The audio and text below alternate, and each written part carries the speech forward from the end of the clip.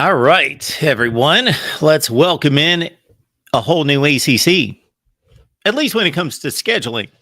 Welcome into the Voice of College Football. Best discussion, debate, and analysis, not because of me, but because of your participation. We appreciate you being here and invite you to join the show tonight. I will leave the link to join the show in the comments section. You have probably noticed that we have also left a link in the comments section, which leads you to a Michigan hype video that was released on the official Michigan football Instagram today that our guy Malachi, thank you for this, Malachi. You're probably not watching as a Michigan fan, but Malachi sent to me on Twitter today to alert me to the voices that were used on the Michigan hype video, again, on the official Michigan football Instagram account. And so, Malachi, thank you for doing that because you may want to check it out. We would invite you to check it out, even if you don't care for Michigan football. Just give it a listen and see if you recognize any of the voices on there.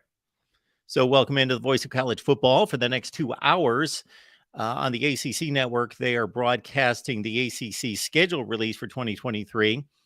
And what makes that different this year is that there are no divisions in the ACC. So Coastal Division fans, you're probably mourning because you've had the easy ride, the easy path to the conference championship games. Atlantic Division fans, well, you've got new life. You no longer have to sit behind Clemson and get blocked to Charlotte in an ACC championship game. We will, going forward, like the Pac-12 decided this past season of 2022, that the two best teams in this conference will play in the conference championship game and not the division winners. They've also gone to a 3-5-5 format. So what that means is there are three what they call primary opponents. You may want to call them rivals, but primary opponents that each ACC team is designated to play every year. So they play those three opponents every year, and then they split the rest of the conference. So you got 14 teams in the conference. So if you're Clemson, for example, you play three teams, and we will get to those primary opponents here in just a second. You play them every year, and therefore there are 10 other teams in the conference. The conference has split those teams 5-5 for each team. And so you just alternate playing those five teams one particular season. The next season you play the other five teams. Therefore, it guarantees that everybody in the ACC plays at least every other year. I think it's the way to go. The Pac-12 is doing something similar in terms of matching the 1 and 2 seeds in the conference to play in the championship game, but not necessarily this format. I would expect that the Big Ten and the SEC are seriously considering, and now with the Big 12 expanding to 12 teams, well, it's going to be 14 teams with Texas and Oklahoma still around this fall, that going forward, that we would see some type of scheduling format similar to this in all the other conferences. Because what these conferences want to avoid is sending, now that we've got the automatic bid for the conference champion to the college football playoff in the new world of the 12-team playoff, the last thing that these conferences want is to send a 4-loss team to the college football playoff. They also are tired of getting the complaints from fans and alumni and others that teams don't play very often. We'll take Clemson, for example, again. They play Georgia Tech out of the Coastal Division every year, and then the other game rotates amongst those other 6 schools. So therefore, Clemson only plays Duke once every 6 years, North Carolina once every 6 years, and on and on and on and on. So there are a lot of student athletes that never play a particular team in the conference, and to play a team in your conference that you're supposed to be competing against for a conference championship, to play them once every 6 years is ludicrous, and has been ludicrous for a long, long time. But scheduling has become more complicated in that way because these conferences are expanding beyond belief. We will have 16 teams in the new SEC and 16 in the new Big Ten.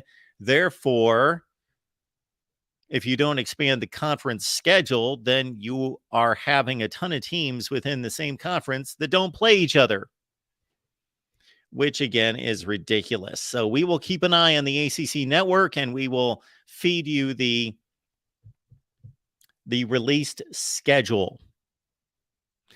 We have already known of the non-conference matchups in the ACC. What we have not known is the 5-5 matchups. We already have the matchups of the primary opponents. Let's check those out.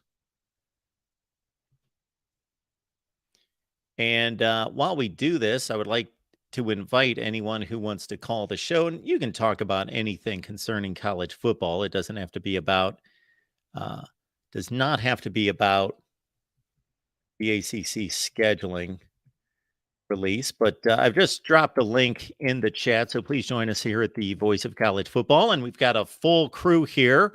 We are broadcasting on the main channel, the Virginia Tech channel. You probably didn't know we had a Hokies channel. We do. Please check it out. Miami channel, Florida State channel, Clemson channel, North Carolina channel. All right, all good stuff. So if we take a look at the primary opponents,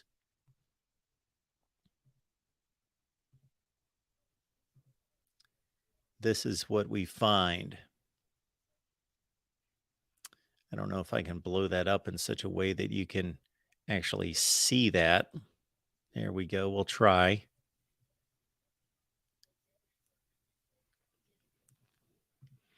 So here's the deal. You see Boston College there at the top. Boston College every season will play Miami, Pitt, and Syracuse. Clemson every year plays Florida State. That makes total sense. Georgia Tech, you may not be ingrained in the Georgia Tech-Clemson rivalry because outside the ACC, few know about it, but Clemson and Georgia Tech need to play, and then NC State is the other primary opponent. This was released, these primary opponents, in June of 22. So it's been about 7 or 8 months ago. And I don't recall as to whether I found a hole in this scheduling proposal. I'll have to give it another look to see if maybe they missed somewhere along the lines. But let's get to the phone lines. We've got a couple callers on the line as we await the schedule release in the ACC. I don't know whether to necessarily, depending on your perspective out there, to consider our buddy Will as a representative of the ACC. There's quite a debate about that. But for me, no, Notre Dame is an independent, of course. Will, how you doing tonight? Doing good, Mark. Doing good. Excited to see these ACC schedules get announced. Of course, Notre Dame's ACC schedule is already announced. I would say it's tougher, a little tougher than it's been in other years, but I guess it's not too bad. The Notre Dame schedule. Mm-hmm. Yeah, it did strike me as pretty tough. Mm-hmm. But their schedules used to be really tough before they made this ACC pact. Yeah. Yeah. I would say, who do you think has the toughest primary opponents, Mark? I mean, seeing Florida State's is pretty tough if Miami gets its act together, which is a big if, but because they have to play Clemson and Miami, Florida State does. So at the time that these were released, I did a video on this. And so I did designate who I thought had the toughest draw and the easiest draw and all of that. I eyeballed it, but I also went to the records over the previous 4 or 5 years and looked at it that way. So, yes, I think off the top, we've got Florida State has a tough draw. Duke's draw is not necessarily easy with North Carolina, NC State, and Wake. If you're a Duke fan, you want to play the other North Carolina schools, I'm assuming, though, right? So sure. Yeah, that makes total sense. Yeah. Duke and Wake are big rivals. And, of course, Duke, North Carolina, I guess, in football are rivals. I thought, and again, this has been 7 or 8 months since I looked at this and posted a video, but I thought that there was someone in here that really stood out as having an easy draw. And for some reason, I'm thinking that was, yes, look at Wake. Mm-hmm. Duke, Georgia Tech, and Virginia Tech. That's pretty cozy. Yeah. That is nice. Mm-hmm. I mean, Mike Elko has got to hit Duke going, so that's not as hard as that's not as easy as it's been in the past couple of years. So, Sure. But but overall, what yeah. in terms of Oh, what you would mm-hmm. expect long term, that's Mm-hmm. pretty light. Yeah. That's probably the lightest right there. I think if you're going to look for difficult schedules, you look for Clemson first, and then you look for Florida State. Mm-hmm. Mm-hmm. Virginia Tech is pretty favorable. Yeah. Virginia's is fairly favorable. Yeah. Look at Pitt's. Pitt. Yeah. Look at Pitt's. Pitt is Boston the College, easiest, I Syracuse, think. Virginia Now. Tech. Yes, it's the easiest. Mm-hmm. It's the easiest right now, and it looks to be even long term one of the easiest. Like, who out of those three is ever going to be dominant? Yeah, I don't know if Tech can get back to the Beamer years. Probably. I mean, we'll Yeah. see. But besides that, I mean, BC was good with Matt Ryan, but besides that, yeah, and Dino Babers really only had one good season. So, and I guess McNabb back in the day they were good with, but yeah, Pitt's definitely pretty nice. Well, do you know when these are going to get announced, Mark? I'm kind of. So I've got the ACC network on right now. Yeah. I have no idea how many people that are watching us have the ACC network that can be following along, but they are just going through all the non-conference games that were already announced and we already knew about. So they've got a big 2-hour special here. So we're just going to follow along. I don't know exactly when they're going to release it. Yeah, gonna have to log into my parents' cable package for that. There you go. So, looking at the Irish's ACC schedule, I'm a little worried about the Louisville game if Jeff Fromm gets it going because we're playing them right before USC. So I'm a little worried that could be a trap. I mean, it shouldn't be, but that's the game that scares me the most. Yeah, I do think that Notre Dame's got a pretty rough draw out of the ACC. Mm-hmm. Now, again, this is the ACC, and the ACC's been down, and until proven otherwise, I got to say it's the worst conference in the Power Five right now. Mm-hmm. But yeah, Notre Dame draws Clemson, Pitt, NC State, Duke, Louisville. It's a tough draw. Yeah, a lot of them are on the And road wait, too. Although Duke's not really a hostile environment, but NC State and Louisville will be up for it. no, you might have more Notre Dame fans at the Duke game. Yeah, that's fair. That's definitely likely. And then I do find it interesting that you guys get going in week 0. Yeah. I mean, the double bye is nice, but I wish we had one of the double buys before one of the big 3 games. Yeah, that didn't work out for you. Yeah. Mm-hmm, mm-hmm. I would think that, of course, Notre Dame is locked into the USC back and forth, home Mm-hmm. and home that sets it at the end of November when they play at the LA Coliseum, and back in October when they play in South Bend, and similarly, Stanford is a late season game. And then I would guess that the ACC hands Notre Dame, or I'm sure they work with them to some extent to say, this is what we're looking for, and this is who we're going to give you this year, and this is when we would like the games to be played. But you would think that Notre Dame would have had a little bit more control to try to work those buys in their favor. Mm-hmm. Yeah, but it is what it is. Yeah, I did a look at this schedule, and I had a lot of people tell me that I didn't know what I was talking about, that Notre Dame had an easy schedule. I don't get these. I feel like it's tougher than a lot of SEC schedules. I don't know, but Well, I do know that it would be tough to find too many teams that play Ohio State, USC, Clemson as something close to that as their toughest 3 games. yeah, for sure. For sure. And I cannot wait for one of these schools, once the playoffs start, to go to Notre Dame in 15-degree weather for the playoff game. And I'm just very interested in seeing that. Because I know Notre Dame obviously won't have the bye.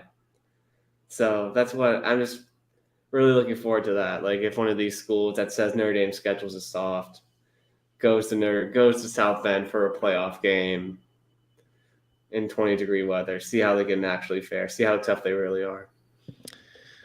We were about to bring in Talkis Pitt to see if he wanted to join the conversation, but we'll go to our guy. Jordan's here.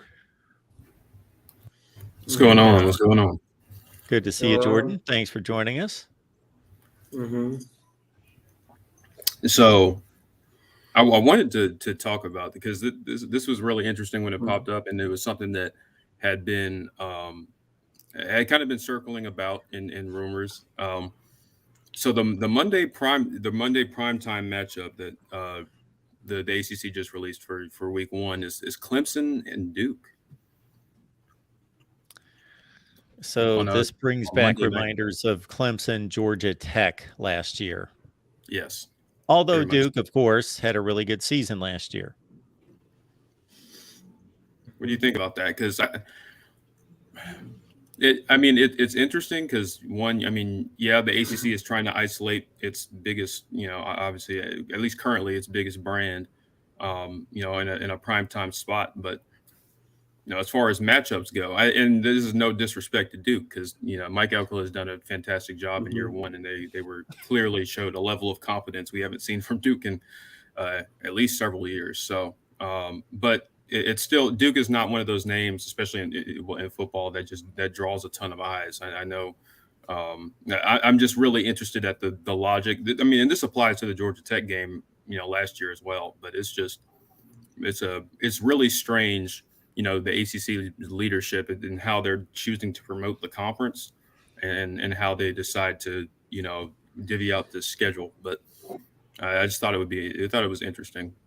Because I believe that this would only be the second consecutive year that they've gone to a ACC conference game to fill that spot. Before they've highlighted the ACC most notably against the SEC. Like I can think of an Ole Miss Louisville game and others. And so with so much attention on big non-conference matchups that opening weekend, and them using the Atlanta Mercedes-Benz Stadium for that Saturday and then Monday draw, it's kind of strange, that they've gone to an ACC game now. Yeah. I guess putting it, I guess they didn't. I know Ole Miss, that Ole Miss Louisville game, and was that last year or 2 years ago, where Ole Miss absolutely blew them off the field. I don't know. Maybe it was just we don't want to get embarrassed week 1 by the SEC or something. I don't know, but I feel like there was, if you're going to choose a conference game, I would have done it a little bit differently. But hey, Florida State LSU helped the ACC out at least.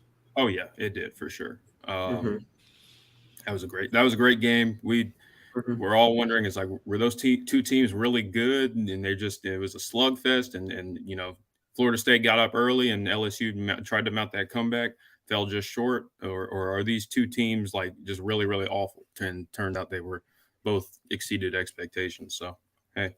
And I do believe that they're putting those two again on a Sunday night game. Yes. So the ACC is in a good position from that standpoint. They get, whatever big games are on Saturday. that are going to be multiple games in each time window. But those exclusive Sunday night, Monday night games are ACC 3 out of 4 spots. Yeah.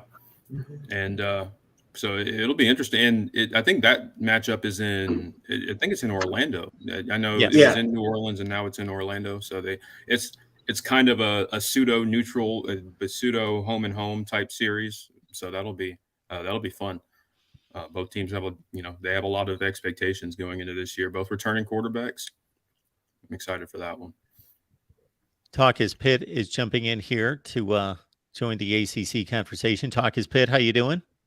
Doing pretty good, Mark. How are you? I am doing well. What's going on? Oh, not too much. Not too much. I've already taken a look at Pitt's schedule format, and I think we definitely have one of the easiest draws, like you guys said earlier. That doesn't mean I like the teams we got stuck with. Syracuse is a team that has not beaten us, or has only beaten us 5 times in the past 20 years. Virginia Tech beats us more than any of those 3 teams that we are getting stuck with. I personally would have took Clemson, Miami, and maybe Wake Forest over Boston College, Syracuse, and Virginia Tech. And I only say Clemson because every time we play Clemson, that's, not in the ACC championship, it's one hell of a good matchup. I wish we got stuck with Clemson every year instead of playing them once every 6. Hey, well, I mean, that'll change. This. I know Clemson and Pitt don't play this year, but they will play next year. Definitely. So hey, it's better. Obviously the old model where you didn't play them. For, like you said, once every 6 years usually. Now you're at least guaranteed to play. Every team in the ACC in a 2-year span. So. That'll be good. It's just announced that Florida State and Clemson will be a Week 4 matchup. Saturday, September 23rd. So obviously that's the matchup that everybody is circling as far as the biggest game within the conference. I think this was actually a pretty good job by the ACC. I know on the ACC show that we did. Is that last week or a couple weeks ago?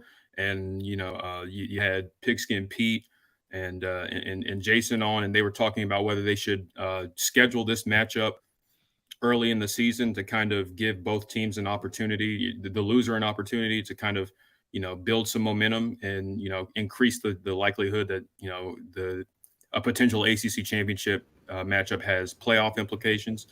So. Honestly, I think this is a pretty good job by the ACC. I actually tended to agree with Jason, and I think this is a pretty actually strategic move by the conference as far as positioning this matchup, because it gives both teams. The worst thing you can do in the college football playoff era, especially in the 4-team college football playoff era, is lose late. So it gives the loser an opportunity to kind of build back that national prominence. Yeah, I wish Pitt would have scheduled Notre Dame the first game of the season. And I know Will's coming home. Yeah, Will's sitting there smirking because he thinks they're going to have an easy time with Pitt. Well, you should ask UCLA that question. Hey, that was a good win. I wasn't expecting it. It was looking like UCLA was going to run away with that one. I didn't have any fingernails after that game. I bet. But yeah, I'm actually the Notre Dame game is the game that I have circled on my calendar because Will even knows this, and me and him have had discussions before when I did a show with him. Pitt fans absolutely do not like Notre Dame one bit. Not one bit. And that's the game we're looking forward to the most, even though we play West Virginia, but that's West Virginia. It's not really exciting to beat them anymore. Maybe Cincinnati. Oh yeah, I forgot we do play Cincinnati this year at home. So maybe I'll actually go to Talk that. is Pitt. Talk is Yeah. Pitt. It's not exciting to beat West Virginia. Nope, not anymore. You haven't played. You did not play them for what 12 or 13 years until last season, and you beat them by that 7. much. And now you've kind of discarded them as like an FCS school. Well, I mean, I've always looked at West Virginia as an FCS school, but like beating West Virginia doesn't carry the same amount of weight that it would carry as, let's say, we beat Clemson, or let's say we even won the ACC. You know, we could go and play Penn State, and that would mean more beating them than it would West Virginia. Yeah, from a quality standpoint, I totally get your point. Yeah, that's what I Virginia mean. And Pitt is a great rivalry. It is a great rivalry, but it just doesn't carry the same weight that it used to. Okay. That's what I'm getting at. I'm not saying it doesn't mean anything. That's not what I meant. It's just the quality of beating West Virginia is gone. I mean, that's an interesting perspective because, you know, for me, you know, if you polled like Clemson fans and you were like, would you rather beat Notre Dame this year or beat South Carolina? I guarantee 99% are picking South Carolina every time. We'll take that L to Notre Dame every single day of the week. Well, you guys have losing that rivalry game. Yeah, but you guys have played every single year since Pitt and West Virginia has stopped. That's true. That's what I'm getting at. Like, because of how long it's been, I'm not saying it doesn't mean anything. It means more to the old guys than it does to the young kids. And I'm an old guy. I'm in my mid-30s, believe it or not. So, Talk is Pitt, you made the statement that Pitt hates Notre Dame, correct? Mm-hmm. Yes. Do the players and the coaches feel that way? Is that just a fan? Narduzzi feels that way. I know that. Okay. Well, no, definitely Narduzzi, and from the guys that I work with, because I believe there's 2 Notre Dame fans at my job, and they even said back in the day playing Pitt and Notre Dame was just, it was just one heck of a game. You got you got fights breaking out in the stands, on the field, fans going back and forth, and it's just nowadays. I look at teams we play more often, and we have played Notre Dame a lot since joining the ACC. Actually, bring me on to my next point. Pitt signed a contract with Notre Dame to play them every year for the next 12.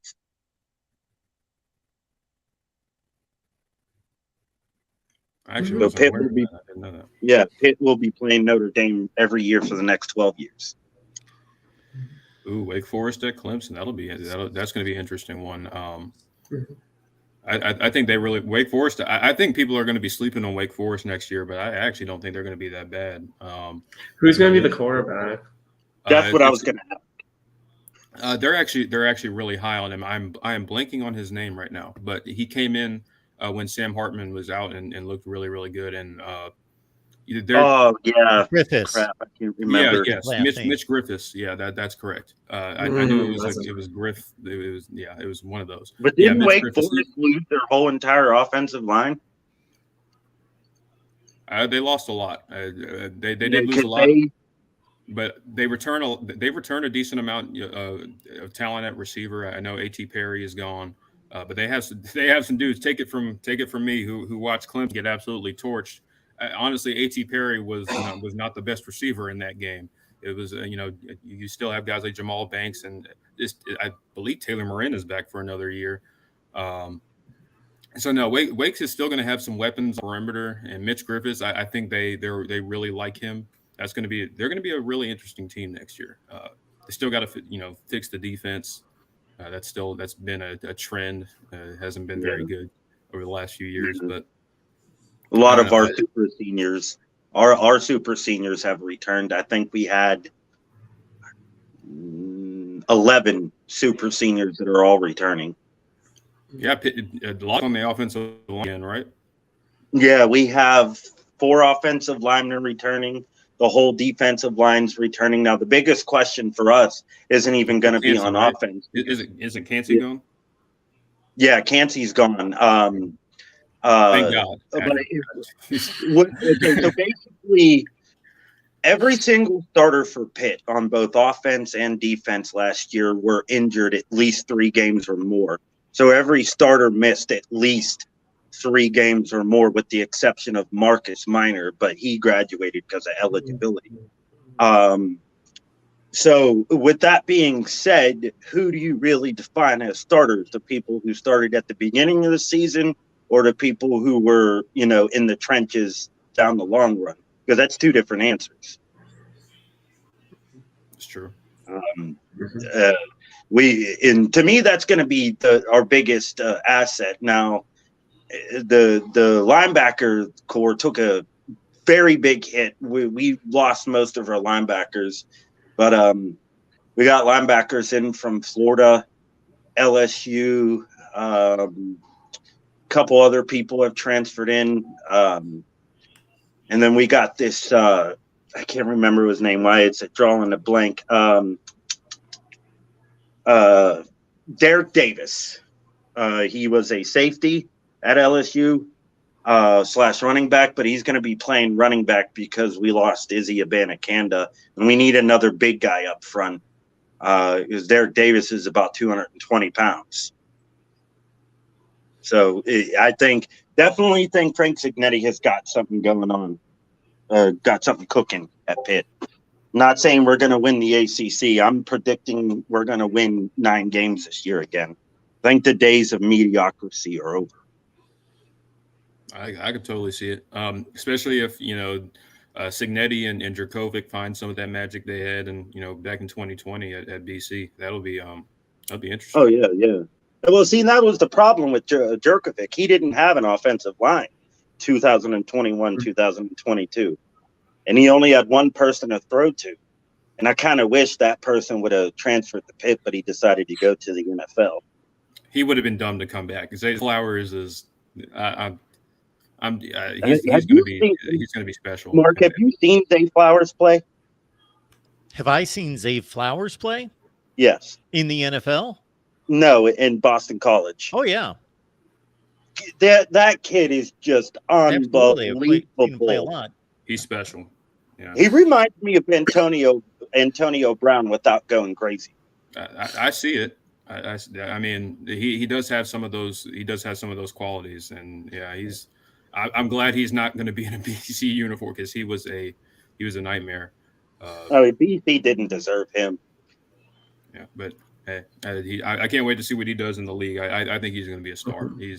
He was phenomenal. Who do you guys think was the most underrated player in the entire ACC? Most underrated? That's interesting. I mean, Riley Leonard at Duke. It's easy to think of him, but I thought Riley Leonard had a pretty phenomenal season. Who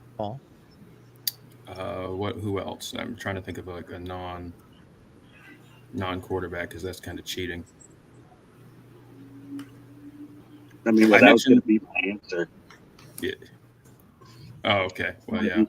Yeah, Riley Leonard. I thought, honestly, he carried Duke. Mm-hmm. He was a big part of their run game too. I thought that was the most impressive, because Duke had. Their running backs are fine. They have some decent players, but it was nothing special. But they were still one of the best running teams in the conference. Partially because Riley Leonard was such a threat with his legs, and he had opportunities. He was a big part of that offense. He tore Pitt up. I mean, I thought what Drake May did to us was bad, but God dang it. Oh, yeah. I thought we were going to lose that game because of Riley Leonard. I said Jahar Jordan for Louisville. I mean, Austin loves talking about his Cardinals, and he had some breakout. He had some huge runs. Yeah, so that's a great pick. He was huge. Another Louisville player, Tyler Hudson, wide receiver. He was pretty phenomenal. He's got it seems like Louisville every single year has like one like slot like legit track speed that is like just impossible to guard just every single year. But yeah, Tyler Hudson be a was Tutu really Atwell. Tutu Atwell was great too. Braden Smith just announced today that he's entering the transfer portal. He did. I think it seems like he's been there forever. I think he's a grad transfer, which is why he's allowed to enter, because I know the technically the portal window is closed, but that's just for non-grad transfers. I think grad transfers can leave whenever they want. So interested to see where he goes. He could be a really nice contributor. He's here a long time.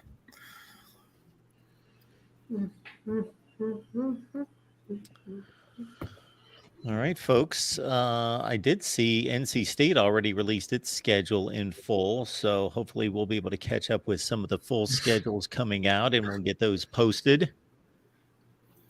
Yeah, NC State. Yeah, they're a team that's really, really intriguing. You could really say that about a lot of the teams in the ACC, because there's been a lot of turnover on a lot of the rosters of these teams. But you know, NC State is no exception. You know, and bringing in, you know, the transfers that they have, and you know, bringing in Robert Anai from Virginia to be the offensive coordinator in a year where, you know, after a year where their offense really underperformed. Yeah, I mean, anyone was a upgrade over Tim Beck, and I think they got a good one in Anai. I mean, Yeah, do you think you have personal experience with Tim Beck? I mean, do you think it was easier when Devin Leary went down for half the season? Well, they weren't particularly good when Devin Leary was playing. That's the problem. They didn't have much of a run game. They weren't able to replace the production of Emeka Emezi at wide receiver. They were not a very I mean, they were, you know, fine through the first few games, but you know, anytime they played a competent defense, they really had, you know, trouble moving the ball. I can't. NC State's a thorn in Pitt's side. We can't beat them in anything. It doesn't matter what sport it is. Not up until basketball this year when we beat them. And by the way, Jordan Bowman, congratulations on the Pitt and Clemson win. That was. Did you watch that game? Oh, of course I did. Yeah. Oh my God! I watched Clemson basketball because I don't enjoy life, and I like to get hurt. But hey, this year is finally paying. We get those years like once every 5 or 6 years where it really pays off, and Clemson actually has a decent season. So I'm really happy right now. 10-1 in the ACC, you can't really ask for much better. Best start. Yeah, Brad Burnell going to get that extension, and then back to. Yeah, I'm just going to enjoy this year and then be prepared to complain about Brad Brownell when PJ Hall and Hunter Tyson and all them are gone, and we're back to square one. That'll be a circle of suck for Clemson basketball. Speaking of sucking, what about Notre Dame, Will?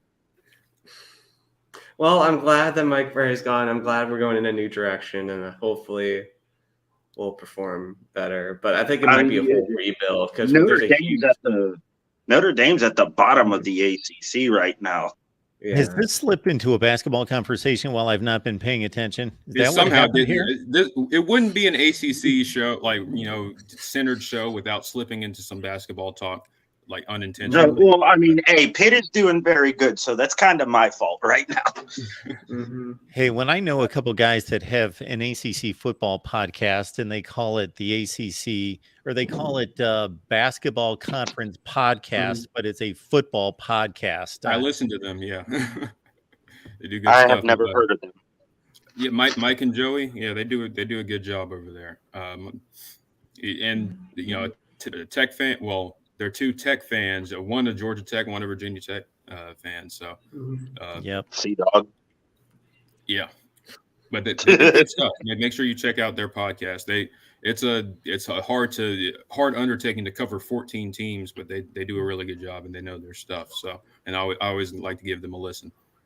I definitely got to give them a check out. I don't know. Most of the people I listen to, as far as YouTubers and podcasts go, aren't even in the ACC, because it seems like the ACC's YouTubers and podcasts consist of mainly Miami fans. I know you don't want to deal with those. So we're trying to do something about that.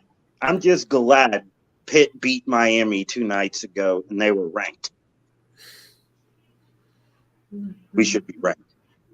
Mark, you got to have Sea Dog on for a show. That would be great. Sea Oh my Dog. God. Who's Sea Dog? Georgia Tech The fan. only Yeah, Georgia Tech fan to ever All exist right. on YouTube. Sea Dog. He's Well, a riot. our guy Joey that Jordan just mentioned, he used to come on all the time when he was writing for SB Nation. That's where we got Mike and Joey started. They used to be on here all the time. They're good guys. Yeah. Actually, I got started from you, Mark. You did. Mhm.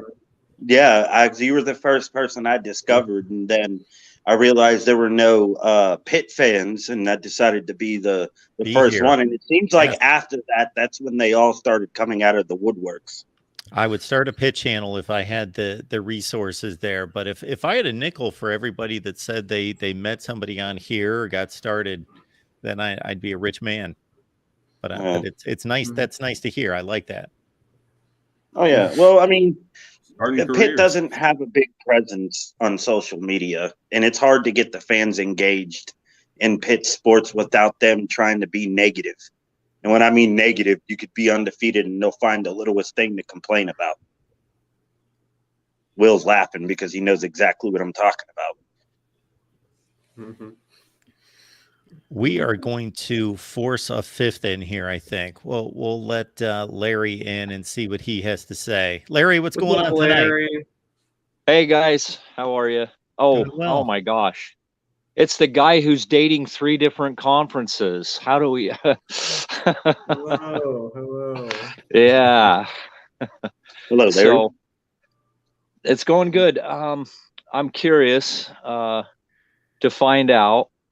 Sorry, I forgot your name again. You're just right of Will. Oh my gosh. Jordan. Jordan, yeah. Sorry, Jordan. I've talked with you a few times. Out Oh, of yeah. curiosity, I am who do you think the sleeper and the best team in the ACC is going to be this coming year? If you put bias aside, Oof. what are your projections? Well, dang! Since you told me to put bias aside, I was going to say Clemson for both. No, but I'll start with sleeper because I guess that's that's probably the one that's the hardest to pick. Man, I'm going to say Louisville, and Boo. no, yeah, but before, I knew that was coming. I'm going to say Louisville because honestly, I think when you look at their roster and you look at especially on the defensive side of the ball, they have a lot coming back and they have a lot of talent.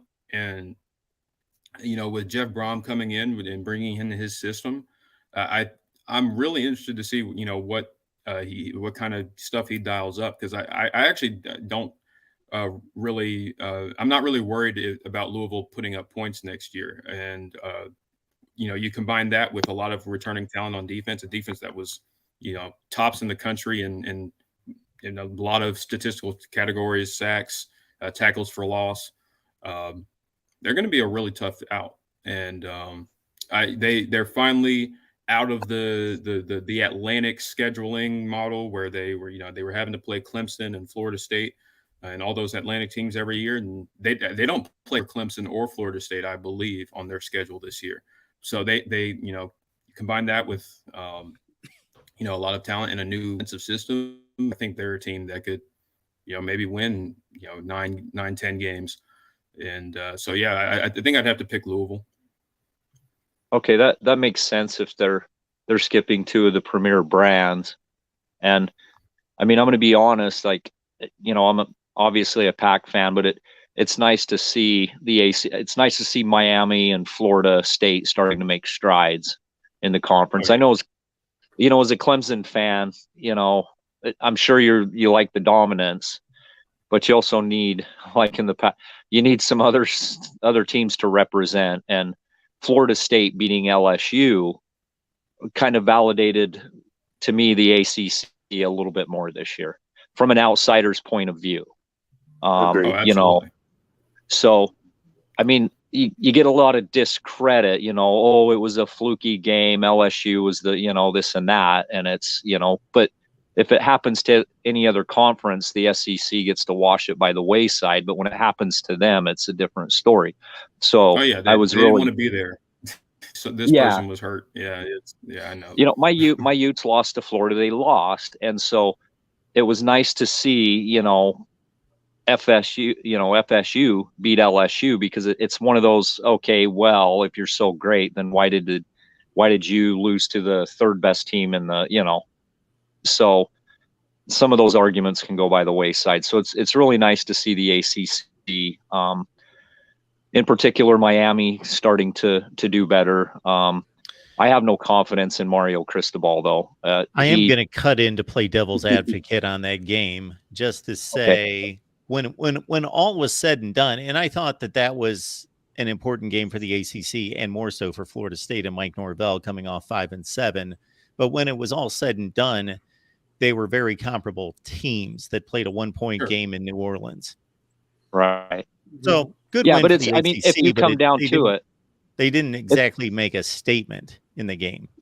Right, but you could say the same thing about Florida, Utah. Utah's on the 6-yard line, first and goal with 30 seconds to go. Florida was one of the worst teams in the SEC, and Utah was the Pac-12 champion.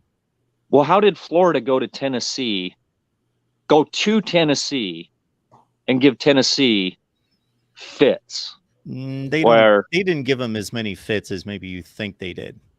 The score was 5 points? I think it was like a 10 or 13 point game. Yeah. It was a somewhat competitive game. It wasn't like down to the wire. I don't know. I mean, I'm just pointing out that Florida State came into the season is obviously a 5-win team the previous season, so not much expected. So that was a huge win for them and really good win for the ACC. However, as it all shook out, Florida State was really the 2 seed in the ACC, and LSU was more like the 4 seed, the 3 or 4 seed in the SEC. Yeah, you can make that argument, but it's always hard when you're talking about week 1 results, because it's it's something that I've heard, a lot of coaches mention. I know Dabo has said it a bunch. The first game of the year is always the hardest one for, just because you get more time, obviously, but you really have no idea what to expect, especially in the age of the transfer portal, and just so many teams can overturn their roster in one offseason now. You really don't know what you're getting, and all the coaching movement. It's a really tough ask to prepare for an opponent that you really, last year's film is pretty much irrelevant for, and you could say that about Florida State. And honestly, I think that's a testament to Mike Norvell and the staff for winning that game against LSU, because Brian Kelly coming in, bringing in a new staff, just a lot of new faces. LSU brought in a ton of different guys from the transfer portal, and you go into New Orleans, which is essentially which is essentially an LSU home game, and getting that win. And I think that's impressive. But again, it's a week 1 game. Both teams are unfamiliar with each other, and teams always improve, and both teams really did drastically improve as the season went on. I think both sides have merit. I mean, I think it was a great win for the ACC, but also both teams ended up being pretty comparable. So it wasn't like just a landmark win or anything, but it was definitely a quality win, and one of the more notable ones for the ACC. Right, and also Georgia was obviously the number 1 team in the SEC. Tennessee and Alabama are 2nd and 3rd, but they lost to LSU, correct? Alabama lost to LSU, and Tennessee. Yes. Tennessee got lost to South Carolina. They killed LSU. Yeah. Tennessee beat LSU, lost to South Carolina and Georgia. Right. Okay. So I mean, we could really kind of debate. Well, no, I guess you could say Tennessee was the 2nd best team in the SEC, if from an outsider's point of view. If you care about power ratings, Alabama, the most metrics would tell you Alabama was still the 2nd best team in the conference, despite the 2 losses. Right. But it's always hard to compare those kind of things, even within the conference, because it's really, it's a 1-game result. It's not always indicative of who is the better team on a given day. It's just, I mean, it's always a crapshoot when you're trying to draw conclusions from a single game sample set. So, but Georgia was clearly the best team. Where you see them after, those teams afterward is up to decide to rank teams. Do you value those head-to-head results, or do you care about, who would you favor on a neutral field, all of that. So it's kind of a right. And I think I might agree with you on Louisville, because I didn't watch any of their games. I would just watch some highlights and some scores, and they seem to have been a pretty decent team last year. So that probably is a pretty great sleeper team that you came up with. Or Cunningham's gone, isn't he? Yeah, he is gone. Yeah. Finally, feels like he was again another guy. I'm not sad to see go. I know. I mean, lost to him, but he was close a couple times. Right. So. I remember hearing about him Kenny Pickett's freshman year. 2017. Yikes. Who is Pittsburgh's quarterback going to be this year? Well, I mean, when you bring in a quarterback like Phil Jacobic from Boston College, you expect him to start. But if it was up to me, I would have the Penn State transfer Christian Vo start. Okay, yeah, you guys should probably ask Oregon about Boston College departure quarterbacks. And another person that was college forever. Boston College had a horrible offensive line, and people. Yeah, Jurkovec can play. Yeah, so Jurkovec can play definitely if he has the offensive line to give him that time, which Boston College did that for him twice, freshman, sophomore year. Then he would, he can flourish, but he just doesn't have the talent around him. Now with Pitt, that's a different story. He's going to have talent. Mm-hmm. Okay. No, I get it. Yeah. I mean, if you don't have somebody blocking for you or somebody to throw to, it doesn't matter if you're Tom Brady or not. I mean, Tom Brady would just deflate the ball and then call it a catch. Yeah. Talk is Pitt. Are you handing out money to people in the chat? We've got Peninsula saying Pitt is the most underrated program in the country. Nah. I think it depends on what you're saying. Go ahead. Let me. Okay, underrated? No. Disrespected? Yes. And let me explain the difference between those two. Pitt has done something that they haven't done since before I was even born. And that's win 20 games in a 2-year span since 80 and 81. 2021, we won 11 games. 2022, we won 9 games. And I know a lot of people had expectations that we could have won the ACC again, which we very well could have and should have, in my personal opinion. But with a quarterback as bad as Keaton Slovis, I'm actually surprised we even won as many games as we did. So do I think we are the most underrated team? No. Do I think we're underrated? Yes. I can name a dozen more teams off the top of my head that are way more underrated than Pitt. Way more. Duke is one of them. I think Duke is more underrated than Pitt. That's just the ACC. I think Tennessee deserves a little bit more credit than what they got. I could think of a few other teams. I'm curious to see I know this is ACC, but that Texas Tech sure did seem to they might be a Big 12 sleeper next year. They look like they were putting something together there at Texas Tech in Lubbock. Yeah. As long as they beat West Virginia, they'll have my respect. Oh, coming as a former Ute.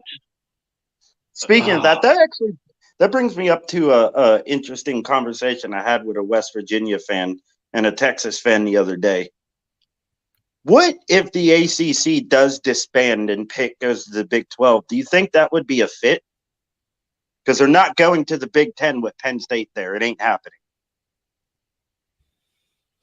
No, isn't Pitt a very high academic institution? Yeah, pretty good. Extremely. Yeah, it's not that I have anything against the Big 12, but when it comes to academia, it seems like the Big 10, Pac-12, and ACC really take that stuff a lot more serious than the other two conferences. So Yeah. I think culturally, I don't see it, but I haven't followed the ACC that much. So Yeah, I don't think that Penn State wants to let Pitt in the Big Ten. Yeah, well, see, that's the problem. That's the reason why we're in the ACC.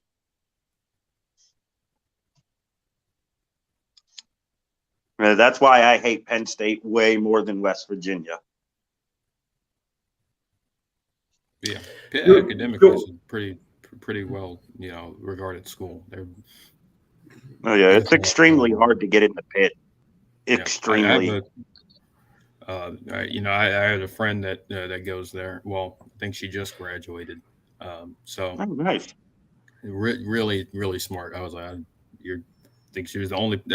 I think like 20 or 30 people, 20 to 30 people from my high school applied there, and she was the only one that got in. So that's a tough school. Wow.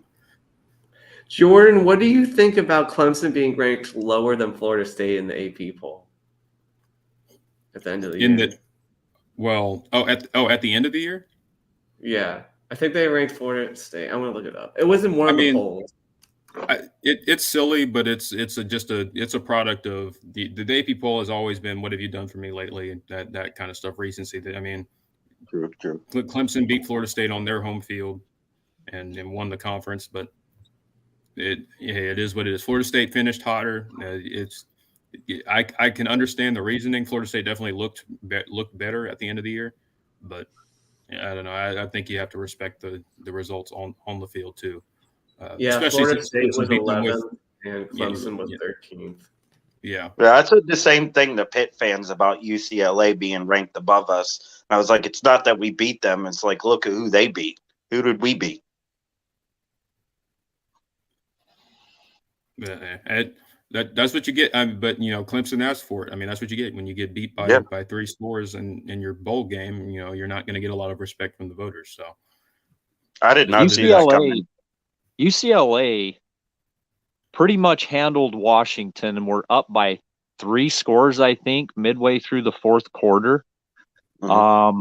Beat Utah and pretty much went wire to wire with USC.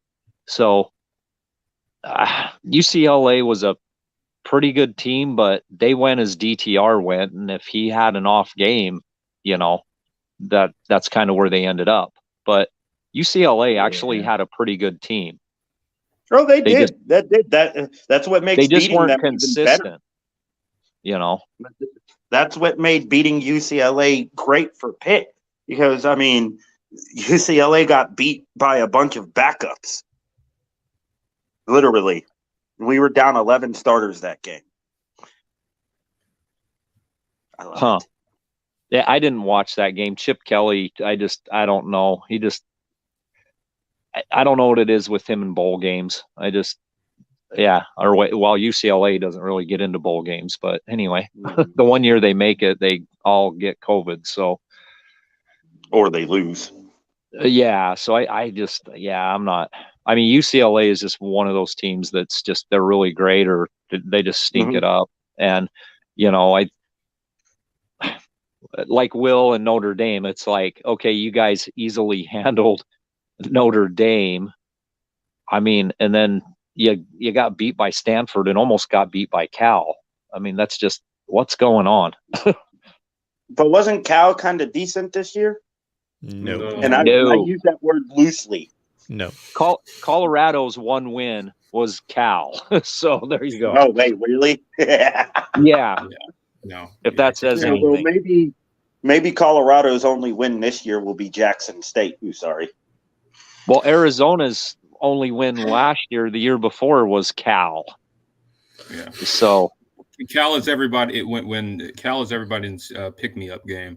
Yeah, and I hate it because I actually think Justin Wilcox he's a pretty competent head coach. I think there's a lot of barriers at Cal that it's in this day and age it's a really hard school to win at.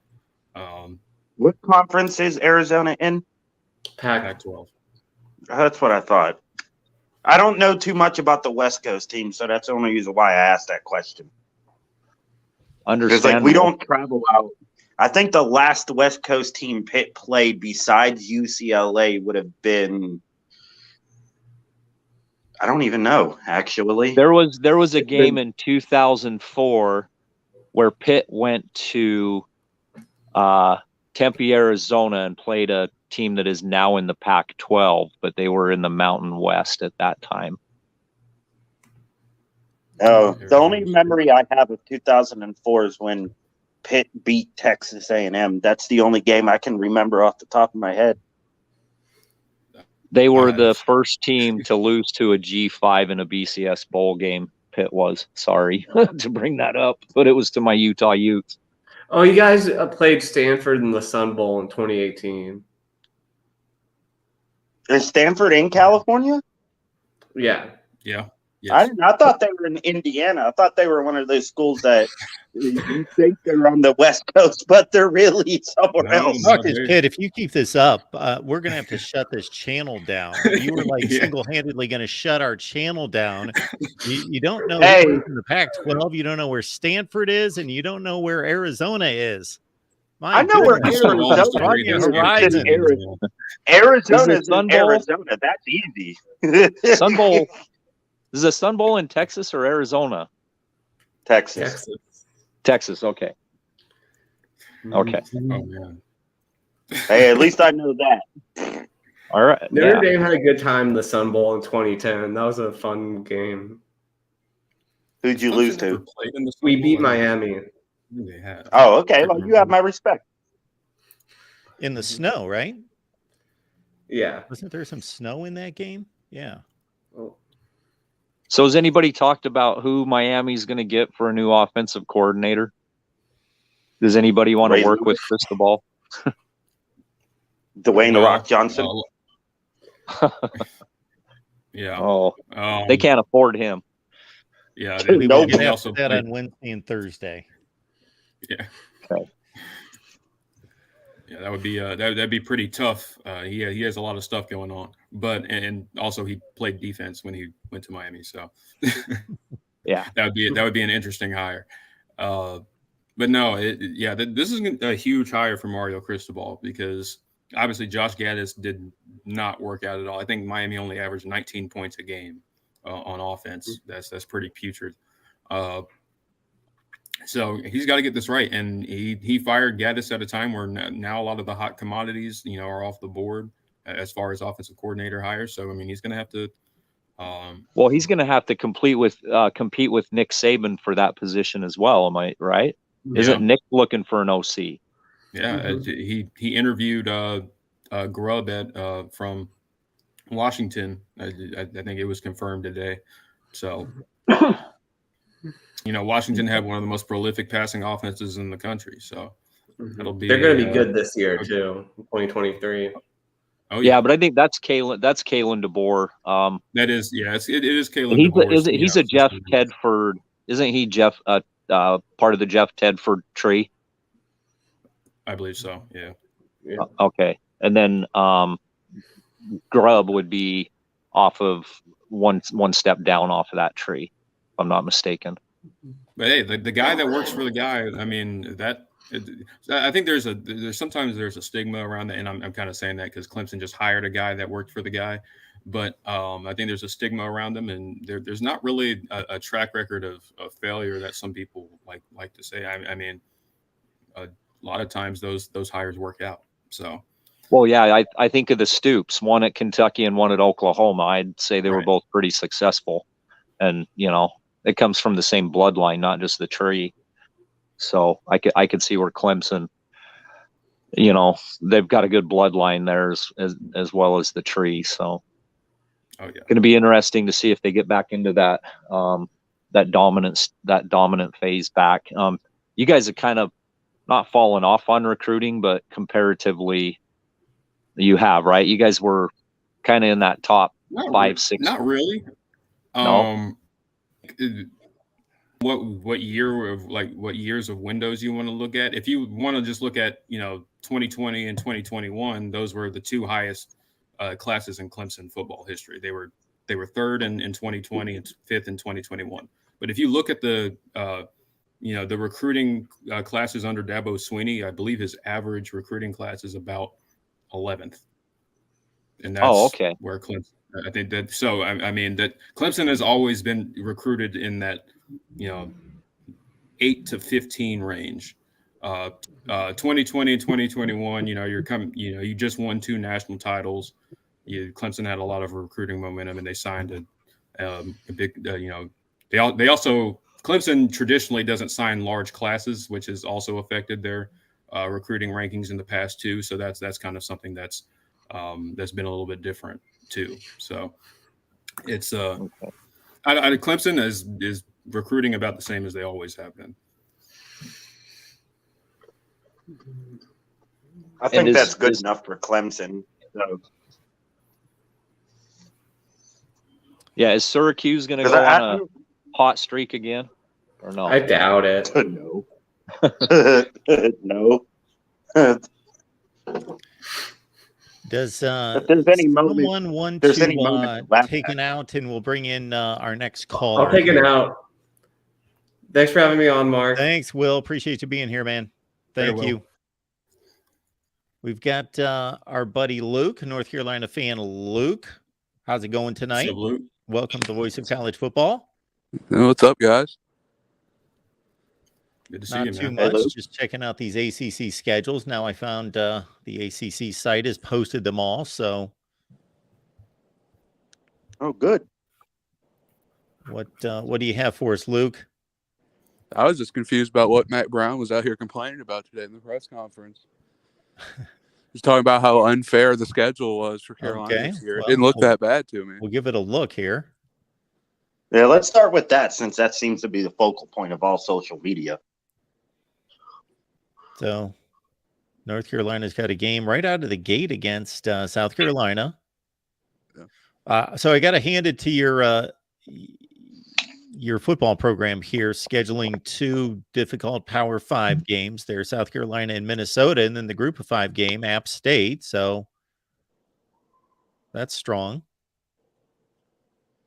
Yeah, I mean it's strong, but we knew those games were happening. So I'm just really confused about what Matt Brown was complaining about.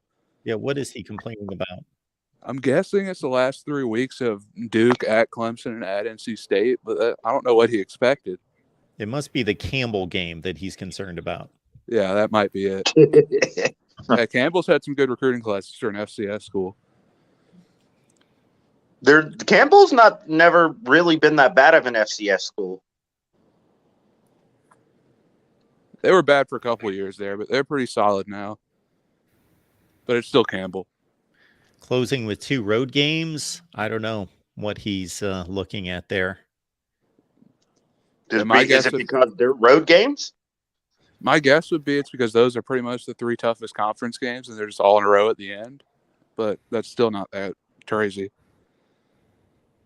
Yeah, I mean, you get at Clemson and at NC State is kind of a rough draw, but I mean it's not egregious. It's not anything where you should be complaining about how unfair the ACC was in your press conference. Yeah. I mean, can the network hedging to me? Does anybody believe the networks kind of dictate some of this schedule as far as, because they've got, ESPN has open windows here, and here. And so maybe the SEC is playing their top rated games through the middle. And so they try to pack on. ESPN might say, hey, to the ACC, can we get some of your top profile games at the end or at the beginning? Do you think that's a possibility? Huh? I hope that's part of it. Yeah, they would be dumb not to. It's their. I mean, they have the rights for both conferences. You want to create the schedule and arrange it so that you get the most eyes and where it makes sense.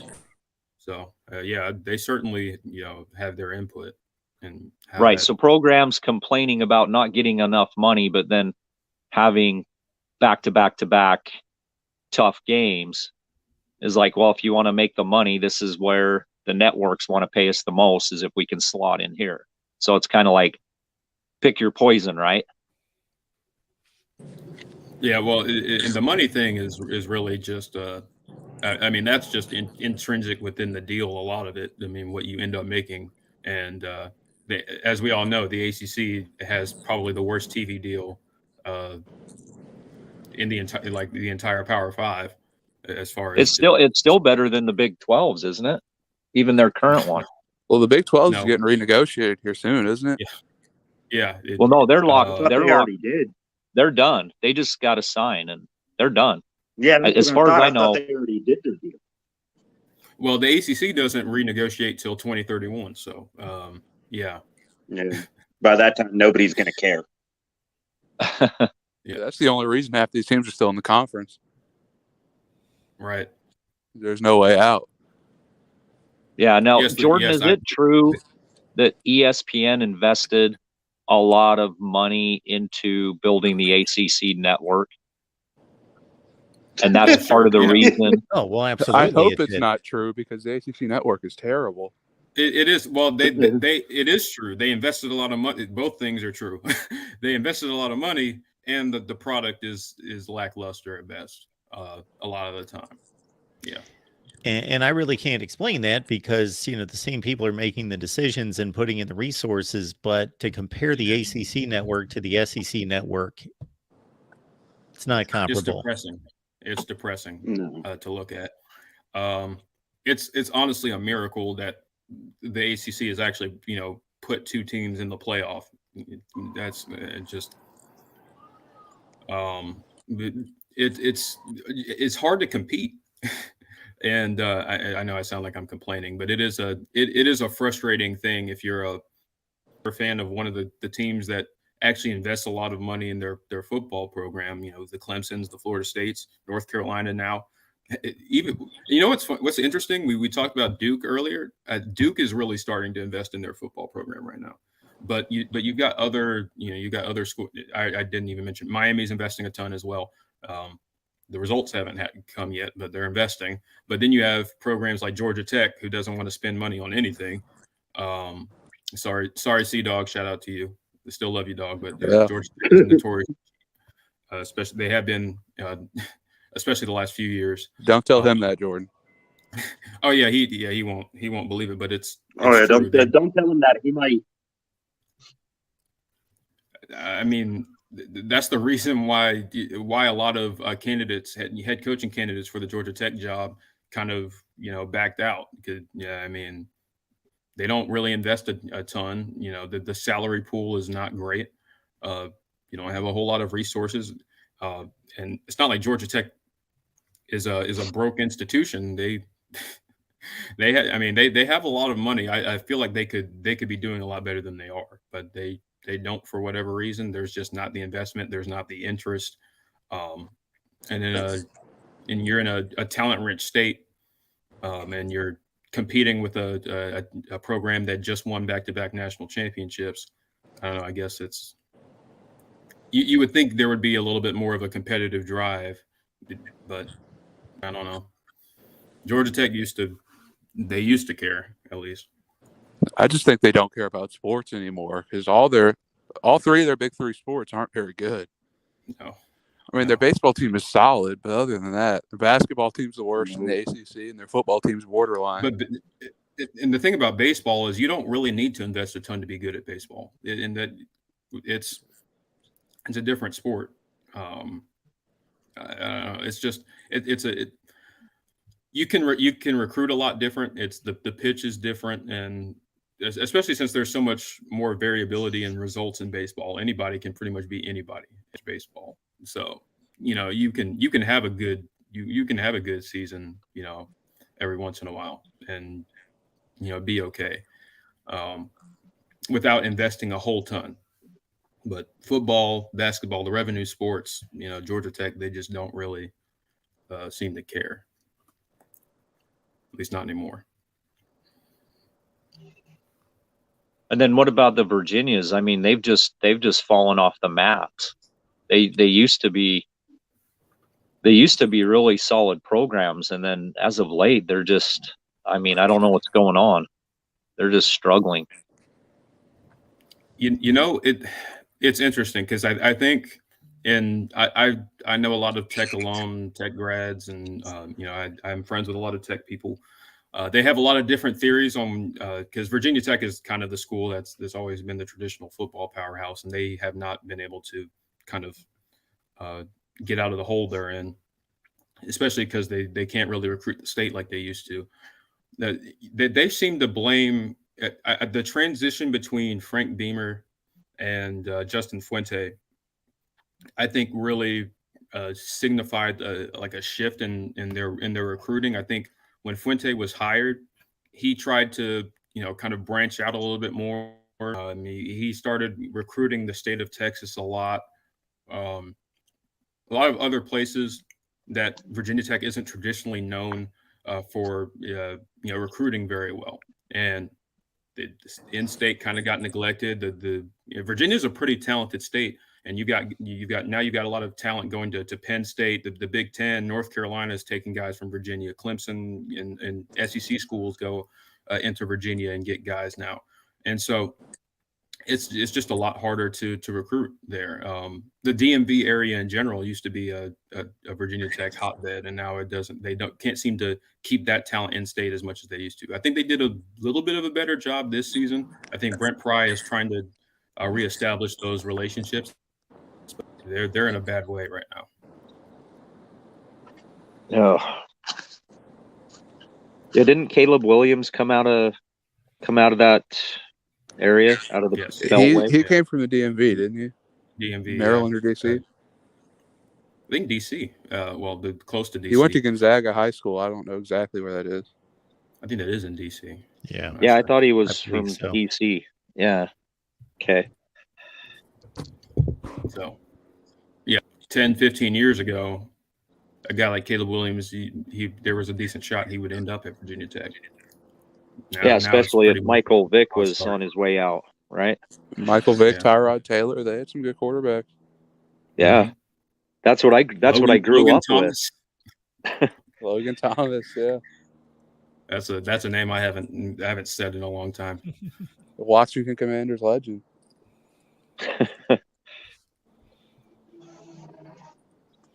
Good enough to have a decent tight end career in the NFL. Yeah. Logan Thomas. I never thought he was very big when he played at Virginia Tech. I didn't realize how big he was until he was at Washington. That's how quarterbacks tend to be. But yeah. I don't think Marcus he Vick does them any justice. So I came in a little late, and what's the consensus on who got the toughest schedule in the ACC? If I don't know that we've really looked at them top to bottom to see. Yeah. Carolina might be up there. Yeah, if you're going to include the non-conference, then Carolina's certainly there, and Clemson's always going to be there. Yeah.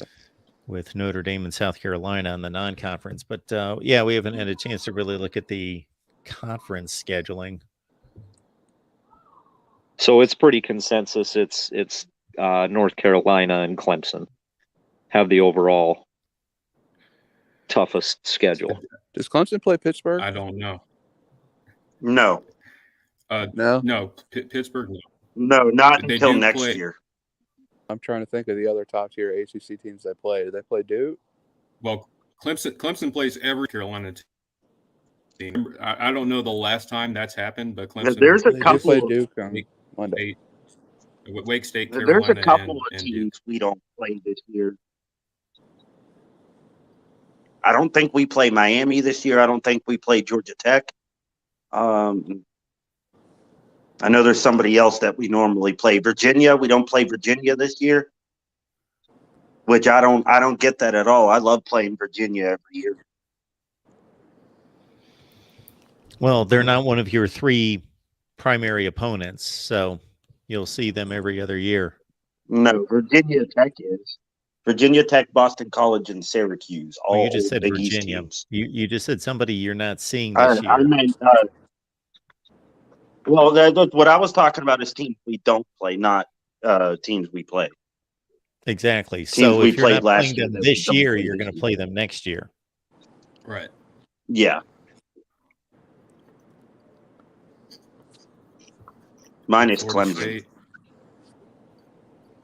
Yeah, I mean, Florida State's probably got to be up there because they played LSU and Florida in the non-con, and then they got Clemson, and it's a tough schedule.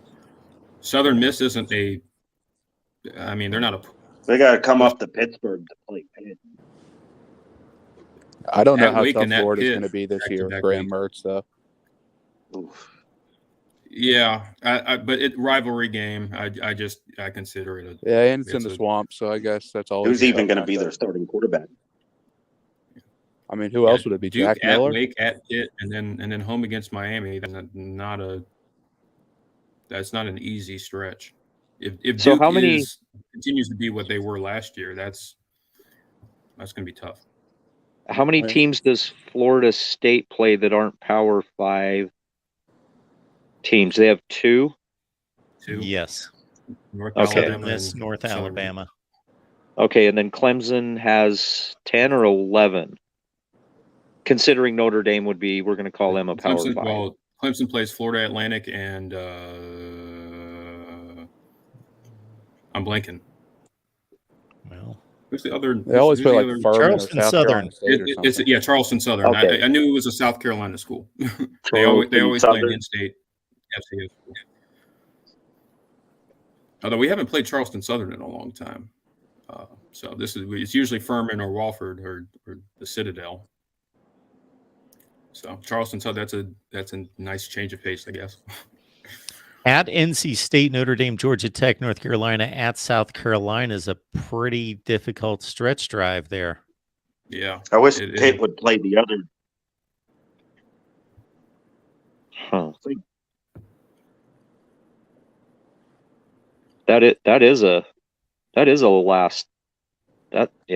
That's pretty tough down the stretch. They did manage to slide Georgia Tech though in between Notre Dame and North Carolina, so a little bit of a break.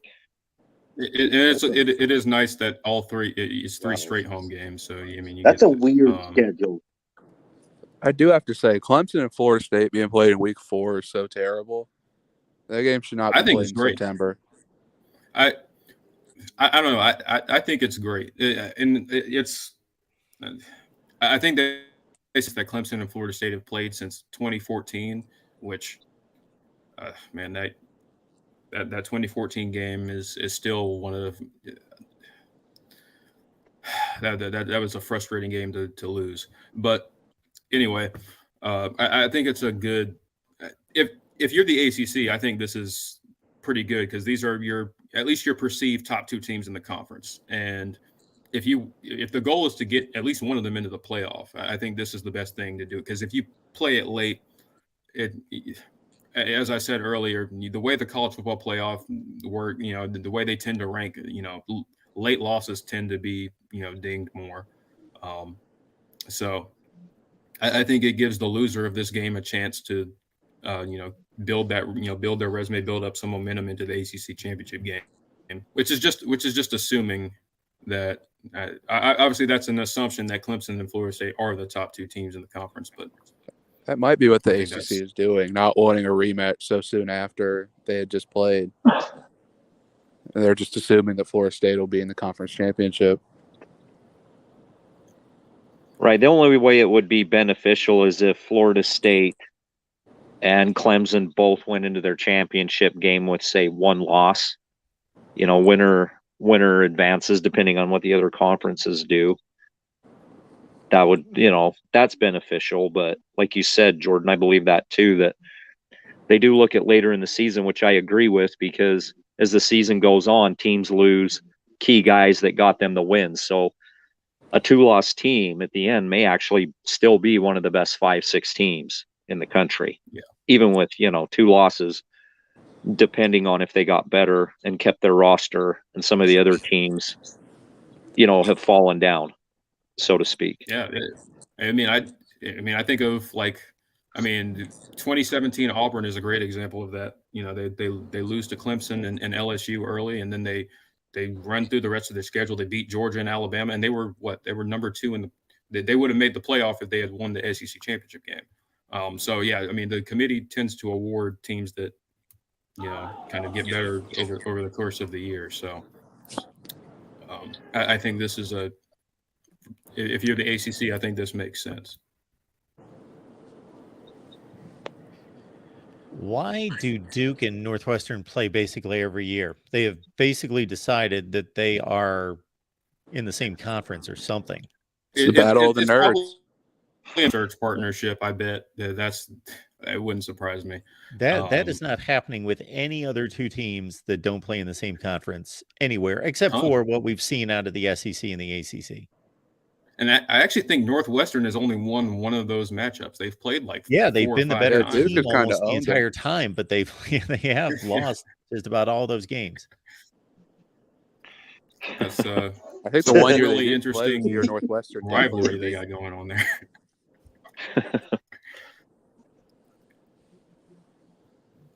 Was Northwestern going to even win a game next year? Maybe they'll manage to beat Southern Illinois, unlike last year. Yeah, they're not traveling to Ireland this year, so I don't know if they can win a game. Yeah, that's is a tough Northwestern one. And they're not playing Scott Frost either. Yeah. Yes. Are they a team, Mark? Northwestern, are they a team that literally it takes them 2-3 years to develop their talent to reach their pinnacle? They're just not a team that has enough talent coming in every year to make a difference. Is that kind of exactly okay? That's how they have hit a rut. Yes, and he's done a phenomenal job overall. But man, they're in a rough way right now. Yeah, they had to just miss on some guys because last year is usually the cycle or the year of the cycle in Northwestern where they win like 7 games. Then this year would be the year they win 10. Then they'd go back to 2. I don't know. I mean, maybe this time it was a I don't know, a 3-year kind of or 3 or 4 year cycle, because I mean 2020 they went to the Big Ten championship game, gave Ohio State all they can handle. I mean, but yeah, it's been a rough past 2 seasons. So who knows? Maybe they're ready to cycle back up again. I don't know. This feels a little different though. They look really, really bad. Yeah, it does. You know, they were cycling down with 4-8, 5-7 seasons, but 1-11 and 1 win in the conference twice in the last 3 years, and they're losing to Southern Illinois and Miami of Ohio. Yeah. Oh, they're reaching Vanderbilt. Well, they've actually surpassed Vanderbilt standards because you know Vanderbilt, you know, they hadn't had a conference win, and you know before this season they hadn't had one since 2018, 19. Yeah, they're kind of reaching that kind of territory right now. Shout out to Vanderbilt though. Now, if Northwestern continued this, would they ever consider firing Fitzgerald, or is he just there? He does seem to be about the most secure coach in college football. You know, who else would survive 1 win in the conference 2 out of 3 years? But yeah, I have to think that there's going to be an end to. I know he's a favored son, of course. He's similar to Scott Frost in that he's one of the greatest players in the history of the program. But there has to be an end to the patience at some point. Yeah. This kind of seems like a Duke Cutcliffe situation, though, where they might just think they can't do better. Yeah. Well, is Northwestern a situation like Stanford with Shaw, like just being able to get admittance, get transfers in? You know, is that one of those universities? Because I know they're a very high academic university like Stanford, and it's just hard to get kids into the program to get admitted and transfers. Does Northwestern deal with some of that? Well, sure. I mean, I'm sure. I don't know the inner workings of Northwestern, but so it's. I mean, they're one of the best schools in a pretty academically, you know, strong conference. So yeah, it's going to be hard to get guys in there. just outside of winning currently, he checks every other box. He's a legend at this school. People like and respect him. He's respected across the nation. He's won as much as anybody since Ara Parsegan, going way back to the 50s and 60s. Yeah. So he's got a long leash. Well, I mean, if he's recruiting, if his recruiting rankings are that of a group of 5 conference, but playing in the Big Ten, I don't know how you're going to expect him to have a lot of real decent seasons. Has he ever recruited at like a high level at Northwestern though? I don't think he has. No, I don't think so. No. And they've done just fine before this. It's like having a group of 5 roster playing in the Big Ten. They're just not going to be highly successful. Their current rank is 54. Yeah, so not great, and that seems like a pretty normal Northwestern class. Yeah, honestly, it's not horrible, especially for Northwestern. That's probably about where they always. But yeah, especially in the transfer portal era, I mean, if you're a school like Northwestern, it's really hard to develop talent. The talent you do get, because once a school, a bigger school, kind of locks onto them, it's like, oh, they have some pretty nice traits that we could use on this team, and they could boost their NFL draft stock. Well, then they're going to hit the portal. So Northwestern's kind of facing the issues that a lot of G5 schools are facing now. It's like you really can't. If you hit on a guy, he's not going to be staying there their entire career. More than likely, they're probably going to end up at Alabama or Georgia. Northwestern actually lost 2 really great defensive guys, didn't they, to the portal? Joseph that ended up at Notre Dame, and I don't remember the other one. Yeah, that's right. So Jordan's kind of correct in that. I remember hearing one of the top transfer portal guys came out of Northwestern on defense. And it was that Joseph kid. That's right. Yeah. So Brandon, he was really good. They actually produced the only 2 first-round picks in the history of the school in the NFL draft 2 years ago. But I'm looking at their recruiting rankings. Their last 7 classes are all sitting between 48 and 58. Yeah, that's about right. That's bottom of the Power 5. Close. How many Power 5 college is pretty awful. There are a bunch of Big 12. They could be doing a lot worse, honestly. Yeah, they could be. You're going to see Boston College and Wake with classes in the 60s and 70s. Hey, Wake is even lower than that this year, pretty sure. Yeah, Wake Forest manages to get it a little bit, but I don't know how they do it. I don't know. Their recruiting classes are awful. Especially the talent they get at receiver. Like it's really strange. It was really strange this season watching Wake Forest and being like, as a Clemson fan, and being like, man, I'm jealous of Wake's receivers. I wish I had Wake's receivers. They're still getting them too. Wesley Grimes is a really good player at Millbrook. He hasn't played yet. Yeah, he's in the Wake Forest system now. But they're still getting those guys. They develop them like nobody else really. As far as I think they're the most. If you account for the school, they're a small private school. Like they have the smallest enrollment in the entire Power 5. They don't have a large alumni base. If you account for all of that, I think Wake Forest is probably the most overperforming program in the Power 5. They really should be a lot worse than they are, but I don't know how they do it. They have the longest bowl streak in the ACC, not named Clemson, and they're consistently solid. They're never terrible. They really have.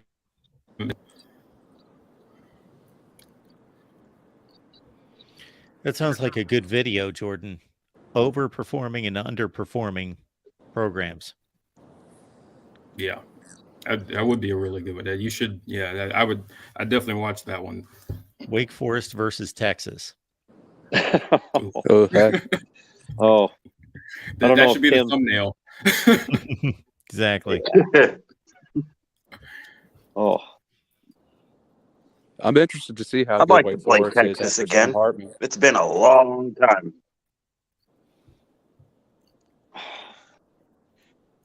Virginia Tech. I don't know why they. Yeah, Sam Hartman. Good. I think Virginia Tech signed a deal to play Old Dominion like every single season for like the next 10 years. Yeah, they did. They signed like a 9-year deal to play Old Dominion every year. And I think it's a home and away thing or home and home thing. I think or something like that. But I don't know why you would want to travel to Old Dominion when they've beaten you.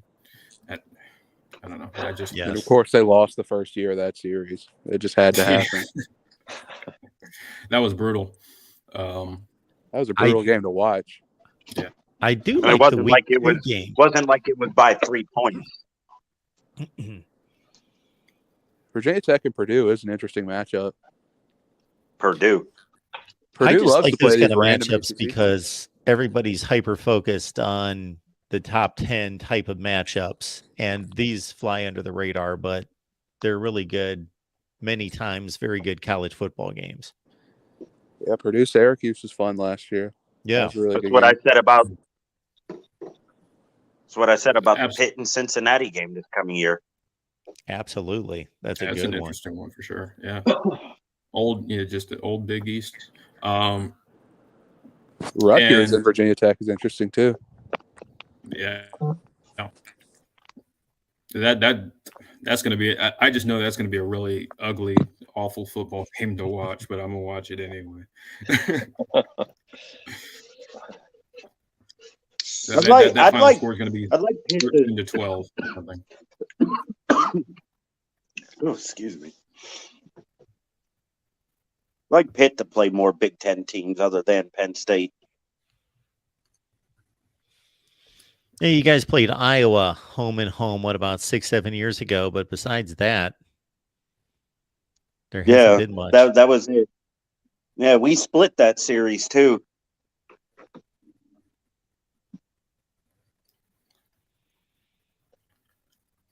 But other than that, I'd like to at play Marshall- Maryland. well, that series should be played, Pitt and Maryland. That's an old. People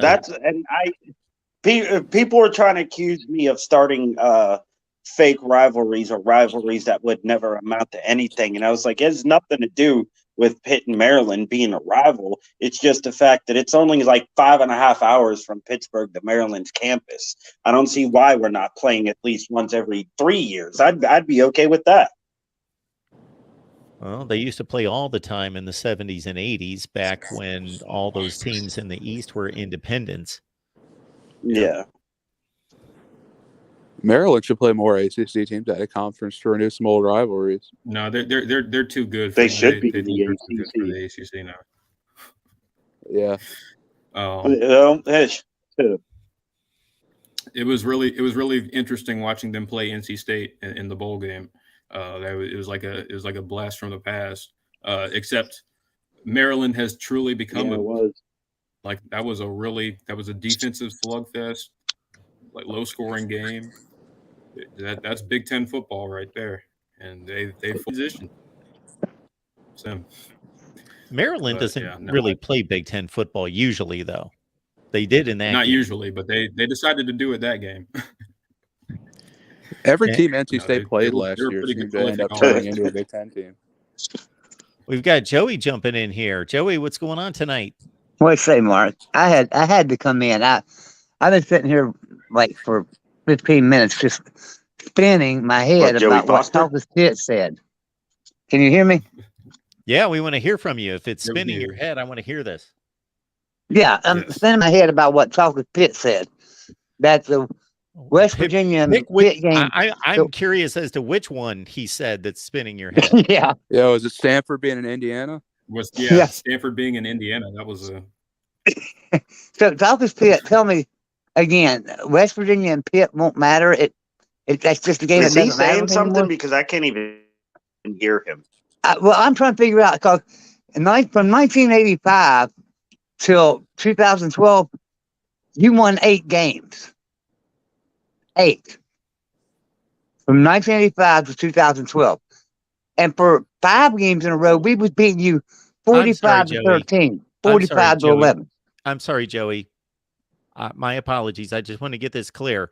From what year to what year did Pitt win 8 games? From 1985, I think it was 85 They to never won 2012. more than 8 games. Yes. Okay. In a single season. I thought you were telling us that No, they no, won no, 8 no. games. I think he's talking about beating Against Okay. West Virginia. Yes. They never They did only beat better West than Virginia 8 times. 8-4 for a long period of time. Yes. Go ahead. My apologies. Yeah, they only beat West Virginia 8 times from 85 to 2012. And they beat us this year, now all of a sudden they are just wow. So tell me, Pete, what are you talking about?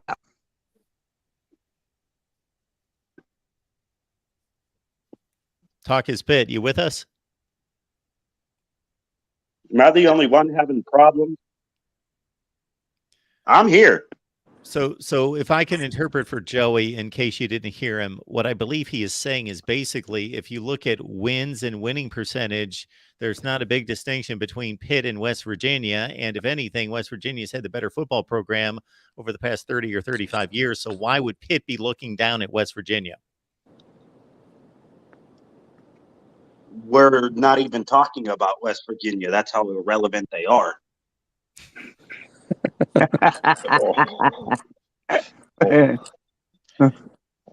Oh, we talk about them every Friday night on here. Well, not me. Y'all talk about them. I don't. I mean, to be honest, you're not even a threat. West Virginia is not even a threat. You're like a gnat that just won't go away. How in any way, I'm a neutral bystander in this. I have no fight in the game, no dog in the fight. How in the world, Talk is Pitt, can you talk about West Virginia's football program sitting at the place where Pitt football has operated for the last pick your number of years? Do you remember Walt Harris? This is not an Alabama fan talking to a Kansas fan. Pitt, do you remember Walt Harris? Yeah, I remember Walt Harris. Case in point, man. Hey, it's still, you guys can try to throw whatever statistic. West Virginia's done this. West Virginia's done that. At the end of the day, to a Pitt fan, it's not going to matter what you do unless you beat us. Oh, my goodness. Well, matter of fact, you guys didn't even make a bowl game. How is West Virginia supposed to beat Pitt over the last 12 or 13 years when they didn't play? Well, I mean, even though they didn't play, it's still going to take them another 25 years to even get anywhere near close to the amount of wins we have in the series. We have a 22-game lead in the series still. I knew that was coming. What is the series record in the last 20 or 25 meetings? Last 20 or 25, I think West Virginia, it's in the favor of West Virginia. 18 and 20 and 18. It's either 18 and 9 or 20 and 9. It's one of them two. In whose favor? West Virginia. Okay, that's exactly West my Virginia's. Point. Well, that's just part of my point. Well, I mean, that's one of them. You get tired of beating up on somebody for so long, eventually it just gets boring. Well, it got boring for those 22-year-old kids to hear about the wins from 50 years ago. I got to go on that one, guys. I just had to come in here, Mark. Didn't want to interrupt your ACC show, so I sat here and beat myself up for a while before I came in, but I had to come in. Joey, I gladly will take up that fight for you. We appreciate you being here. Y'all have a good day. Later, Joey. It's our guy, Joey. We've got a few more hanging in here. We want to keep these guys. West Virginia still and will always be irrelevant. Talk is Pitt. You've made that statement about 18 times, and we appreciate Before you bring here. somebody else on, Mark, I love you being here, but you have had nothing to back that up statistically, factually. All right, we're going to get some fresh blood in here. Does anyone want to jump off? I can jump off. I can Mark. jump off. Oh, Thanks, guys. Appreciate it. You bet. Thanks, Larry. Yeah. Thanks, Jordan. Later, Appreciate you guys showing up. All right. We're going to bring on J Love, and we've got Chris from Spear Addicts showing up tonight. Welcome to the Voice of College Football, guys. Appreciate it. Good to have some ACC guys here Yes, as sir. well to talk up. Now we've got representation from Pitt, North Carolina, Miami, and Florida State. So, Chris, your thoughts about the schedule release tonight? Well, I'll be completely honest. I'm actually pretty happy that we're getting to play Clemson earlier in the year than we had been in the past couple of years. I think getting Clemson early is kind of a good thing, and it's important for Florida State. Maybe we won't have near the injuries when we play them. So, I'm pretty excited for the schedule. I think our dark horse, who we got to watch out for, is Pitt out of anybody, because we got to go up there and play them. Yeah, early in November. Weather shouldn't be that bad, but it's possible. J Love, What's up, Mark? what do you got for us tonight? What's going on? Appreciate you being here. Oh my gosh, I'm depressed. This schedule. Uh-oh. Yes, this is a brutal schedule. But at least we get some good home games. For the past couple of years, we've been complaining that we get sorry home games. Well, we got exactly what we asked for. Oh my gosh. But this will be fun. This will be fun. And what the gentleman said before, Pitt has to be the favorite because of the schedule, how they're scheduled. They don't play us. They don't play Clemson. If they can handle their business against Florida State and North Carolina, they should be fine. That's my only issue. Like, whoever doesn't have to play the three of Clemson and Florida State and maybe Miami, well, if Miami does well, they're basically in the driver's seat. That's kind of odd to see Miami showing up against Miami of Ohio on a Friday night to start the season. Battle for the real Miami. Yeah. That's Blake James for you. You can't blow that one.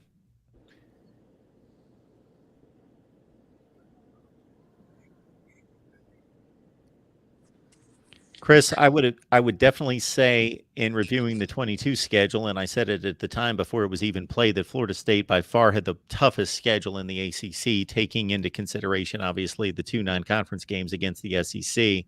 Mm-hmm.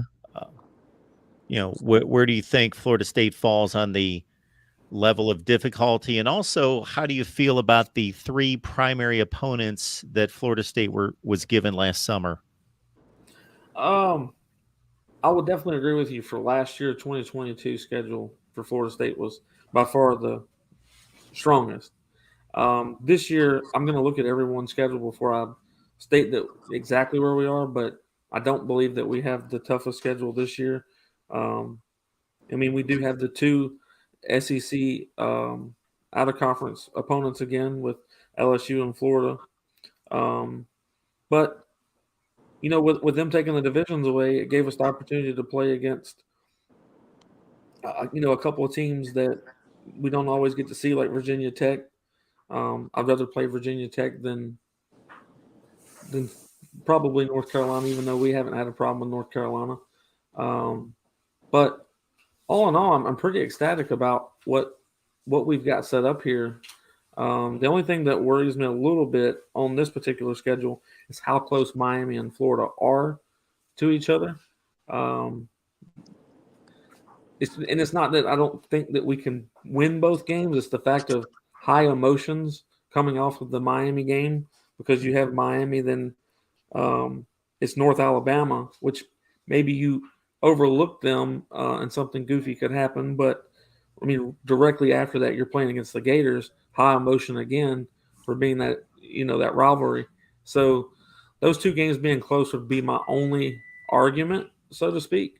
And I'm glad that we have a little bit. I think that Duke could help strengthen that. Sounds crazy to say this, but Duke's actually helping strengthen our schedule with that win. Because I think Duke, before we get to, 1, 2, 3, 4, before we get to week 6, because it looks like week 5 we've got a bye.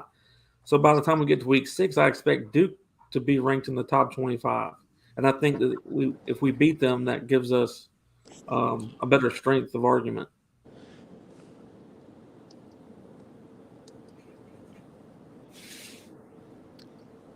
All right. Luke, J-Love, do you guys have anything else to bring to the table? Yeah. Oof. Miami. Let me ask you, Mark, what is your prediction when you look so far from Miami? Me, I got 5-7 again. Okay, let me give it a look. I can find it here. Man, Florida State. That Florida State schedule is crazy. Not only that, too, Pitt is going to be looking to try to knock them off also. Yeah, so we've got Miami with a win out of the gate against Miami of Ohio. The Texas A&M game's at home. We know how many issues the Aggies had last year.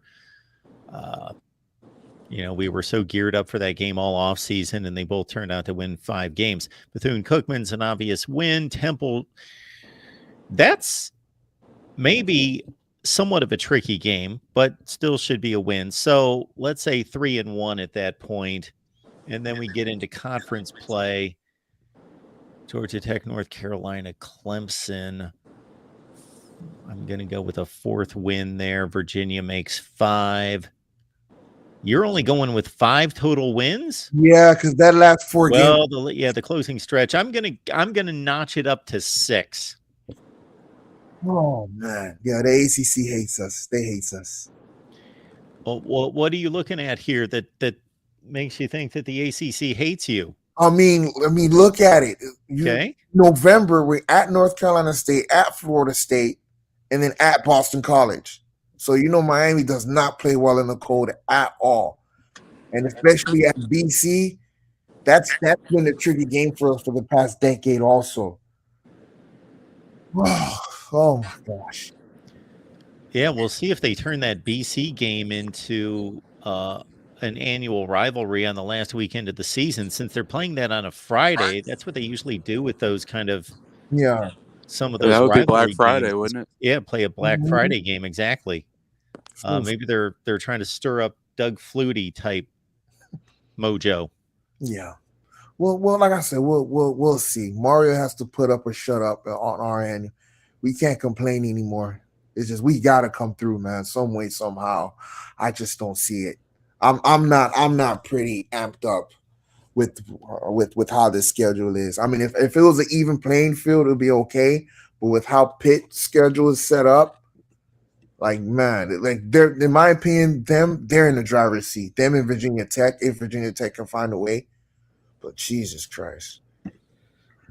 Well, Virginia Tech's got an awful roster. They've got a long ways to go. So it doesn't really matter who they play at this point. They're digging out of a hole. And keep in mind, J-Love, that the top 2 teams make the ACC championship game. So this is not about winning the Coastal. Yeah. That's what I was saying. That's what I'm saying. The strength of schedule means more than ever. So basically, if you can avoid playing Clemson, Florida State, and Miami, like if you can avoid playing 1 out of the 3 or even 2 out of the 3, in my opinion, you're in the driver's seat. And that's the situation Pitt is in. Yeah, and Pitt's going to be in that situation a lot because they've got probably the 3 easiest primary opponents to play every year, along with Wake Forest. Mark, did you have Miami beating Georgia Tech? Well, I was just kind of grouping these games together. I didn't necessarily predict all of them. I just basically looked at those first 4. And J-Love, for as down as you are about this schedule, Texas A&M at home is a possible win. Mm-hmm. They could get off to a 4-0 start, but even let's say they lose that game and they're 3-1. Yeah, I was basically looking at Georgia Tech and Virginia as wins that take them to 5 and then 1 more win out of the last 4. But as J-Love points out, going to Boston College for as bad as they were last year is not going to be any breeze. Well, there might be a big breeze. It might be 21 degrees outside. The only way we'll get that 6th, 7th win is if Florida State is just tapped out. Because even them, that is brutal. This is brutal. Think about it. They have Pitt, us, and then Florida. And then they can't sleep on Wake Forest or Duke. So even for them, the last 6 games is going to be brutal. So that's the only way I see that we can fit the 6th or 7th win is if they're just tapped out. Well, J Love, you have had some light schedules in the last few years. Yeah. And we still haven't come through. Yeah, exactly. No more Kool-Aid for me this year. I promise. No more Kool-Aid. Will Boston College really be in a position to take advantage of Miami playing in the cold, though? Yes, they have. They have the past, I think, 3 out of the 5 meetings, man. That's what's been killing us. Well, this is a pretty bad Boston College team, and they were bad last year, and they're losing by far their best 2 players. Yeah, that Friday night game, it's a toss-up. It's a toss-up.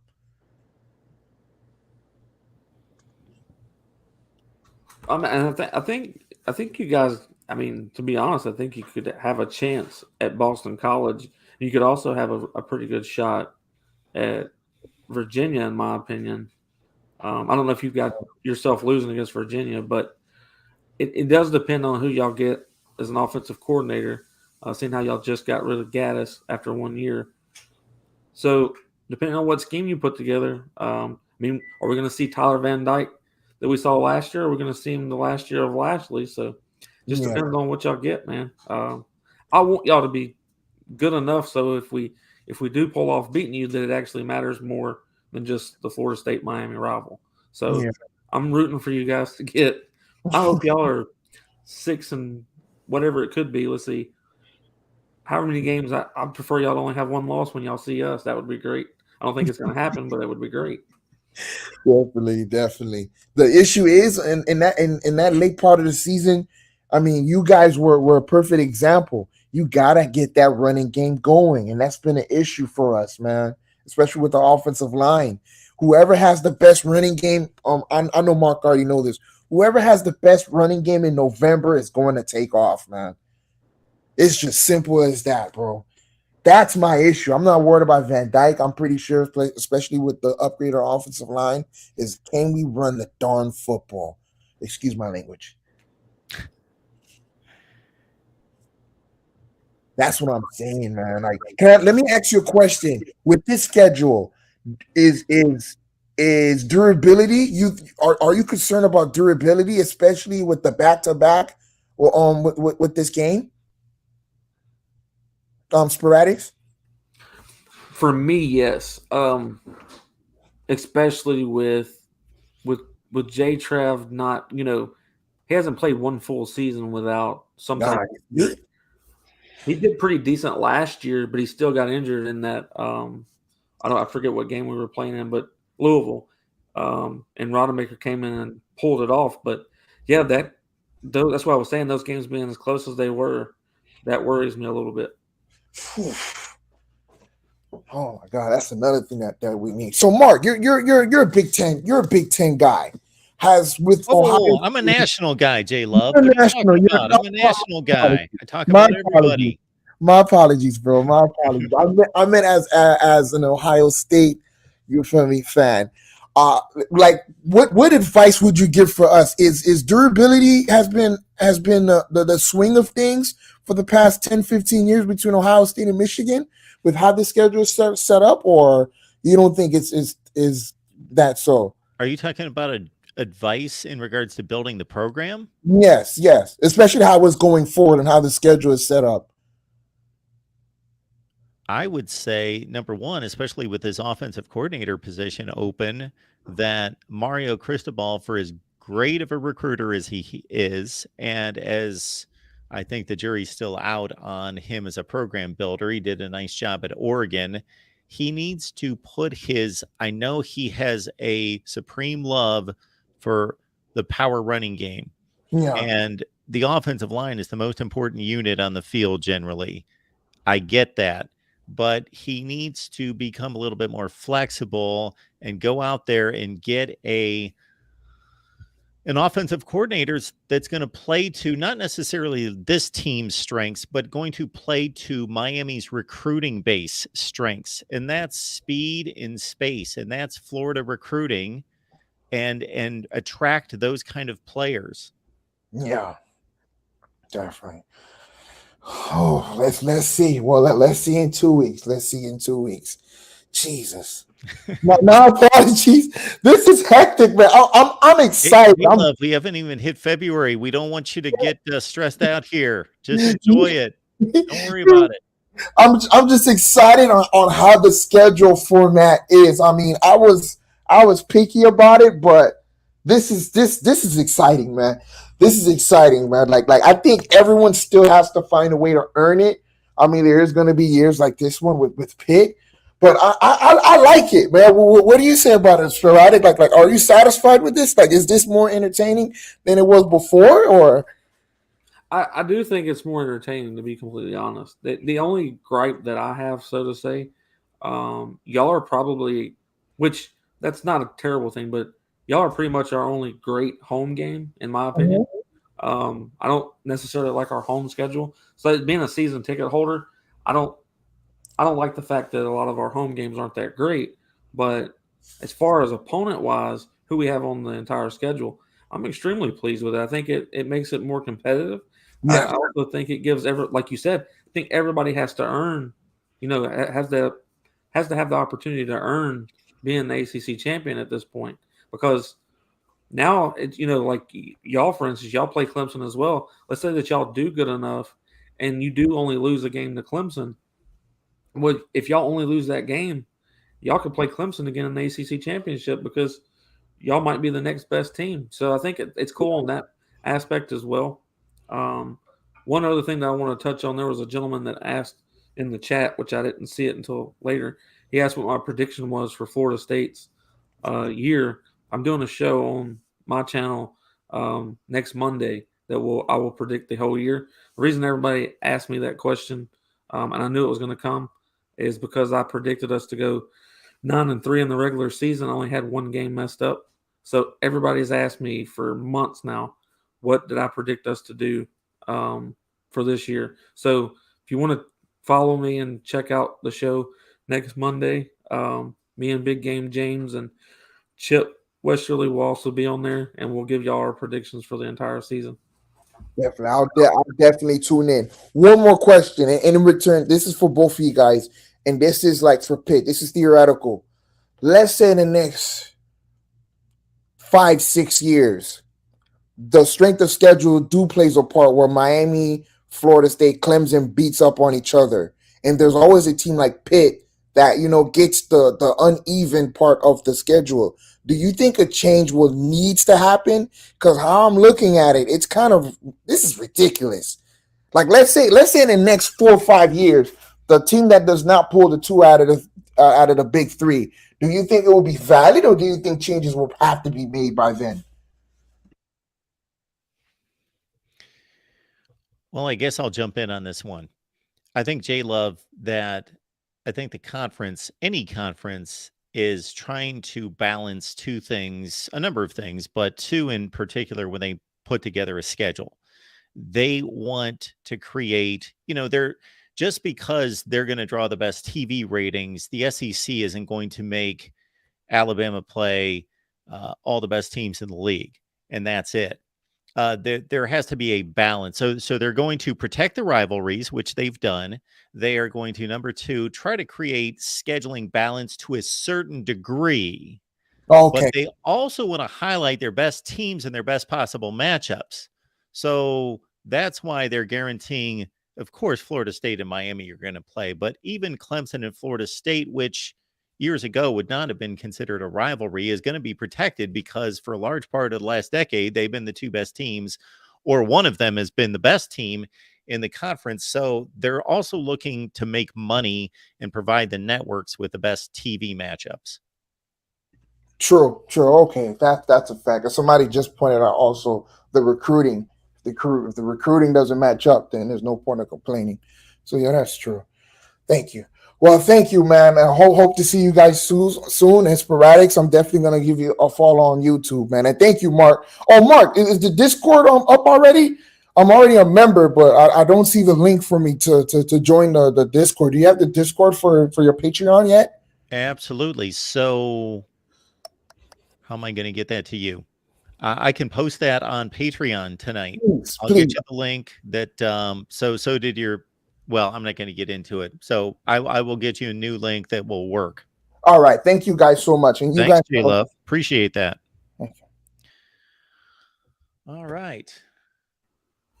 Well, Mark, I'm pretty ecstatic about the entire ACC conference release. Really, I think they did it, and this is hard for me to say because I haven't been able to say it due to the Atlantic Coast and the Coastal being the way that it was. I always was worried that Miami was going to finally start winning games, and it was going to be really easy for them to be at the top of the list every year. But now that the divisions are gone, I'm actually pleased with what the ACC's done. I think they at least hit a triple. I don't know if it's a home run hit, but they at least hit a triple. It's easy for all of us to poke a hole in the schedule because most fans get on here and they're just hyper focused on their team and they're not seeing the big picture. But if you try to create 3 primary opponents for every team in the conference, you're going to be able to do about 2/3 of it. And then you're just basically filling spots and trying to create decent balance. And you've got a number of things that you're thinking of, and it's not going to be ideal for everyone because some of these schools have been in this conference for so long. You could argue that they've got 4 and 5 and 6 rivals. For other schools, of course, Pitt, Syracuse are the last ones to join, and a few others, Louisville, that there are less ties that they have, and most of their ties go back to the Big East, of course. So there's a lot of factors and I think they've done. I really haven't gone through every school's 3 primary opponents to see if I could poke holes and switch it around to make it better. I doubt that I could because it looks to be fairly airtight. And again, with the old system, you wouldn't see teams for 6 to 7 years because of the rotation in the other division. Now you see everybody at least every other year. So definitely. Yeah, I definitely agree. I know that the ACC has done away with divisions. Is the Big Ten doing away with them this year, or are they waiting until next year? They will have divisions this year. I believe the reason that they didn't attack this year was they didn't want to restructure the whole league and then have to add USC and UCLA and have to redo it again the next year. So they are finishing out with their divisions this year, but they haven't released how they're going to approach 2024 and beyond. But the previous commissioner, Kevin Warren, who's stepping down to go to the Chicago Bears, he has basically stated there will not be divisions. Now, I don't know if that's him speaking forth, and now if there's a new commissioner coming in, there could be differences, but I would expect them to go in the same direction. Yeah, I would think that it would be, I think it would be smart. I think that this new way of doing this new format makes things more interesting. Like you said, the old formats every, 6 years or so, you finally get to play everyone. And this way now it's every other year. So I think it makes it more exciting for college football. And see, I'm ultimately a Florida State fan. That's obvious. But it's this way I think that we can really figure out who the better teams are, no matter what. And if everyone went to this non-division, and as far as their conferences go, I think it would be the obvious 2 best SEC teams play each other. The obvious 2 Big Ten teams play each other. Same way with the ACC as well. But I'm really excited for the ACC to actually do something first. Being Florida State, I'm not a big conference fan because I'm an advocate for Florida State to end up in the Big Ten. That's what my hopes and dreams are. And I do see a pathway of that happening. But while we're still in the ACC, I think this is the best way for us to continue to move forward. And this is the best case scenario. Now, if the ACC could figure out how to pay us what the Big Ten pays their guys, maybe we would stay. Well, as you well know, Chris, from the time that Florida State joined the ACC, they dominated the conference. And then we got into the 2000s and Virginia Tech jumped in and Georgia Tech jumped in, and there was a pretty good mix of teams making the conference championship game. It was the same 3 to 4 to 5, but at least there was a mix of teams. And then, of course, Florida State took over with Jimbo Fisher during the EJ Manuel, 2012, 13, of course, winning a national championship. And they were the team. And Clemson was clearly the second best team. So for a few years there, you're looking at this Clemson Florida State game played in October and thinking that's the entire season, because they're going to blow through their schedules, and whoever wins that game is going to blow away whoever in the ACC championship game. And basically we saw a shift of power go from Florida State, of course, to Clemson. And in 2015, 16, even to a certain extent, 17, it was a decent game between the two. That Florida State was still the second best team in 2015 and 16, but Clemson just turned out to be the team. And we're still looking at one game and looking at an ACC championship game where you've got the likes of Virginia and Georgia Tech playing with 5 losses, Pitt playing with 5 losses. And now this just brings it into a better place where you're going to see the two best teams play in Charlotte, and you're going to see a more balanced schedule. Yep. Well, I'll bring this up a little bit too, the conversation of how well the head coach at Duke's doing. Do you think Duke could be a surprise team in the ACC this year by any chance? I haven't done a deep dive on Duke, but I got to say that I was extremely impressed. Not just that they went 9-4, but sometimes you'll see a really good coach grab a bad team and he'll be able to squeeze a 7-5 record out of them. But the 5 losses are ugly. Like when he's not able to coach them into a win, they don't have the talent and the wheels fall off, and the losses were really bad. And that's actually something I said about Florida State the last few years, was I was going to evaluate them as they started their upward climb, not just by what their final record was, but was this a good 8-4 where they were competitive in the 4 losses, or did they go out and beat 8 teams like Louisville and Boston College and beat the teams they're supposed to, and then they're not even close to Clemson and some other teams on the schedule? And I'd say the same thing with Duke. What impressed me the most is those 4 losses were all by 1 score.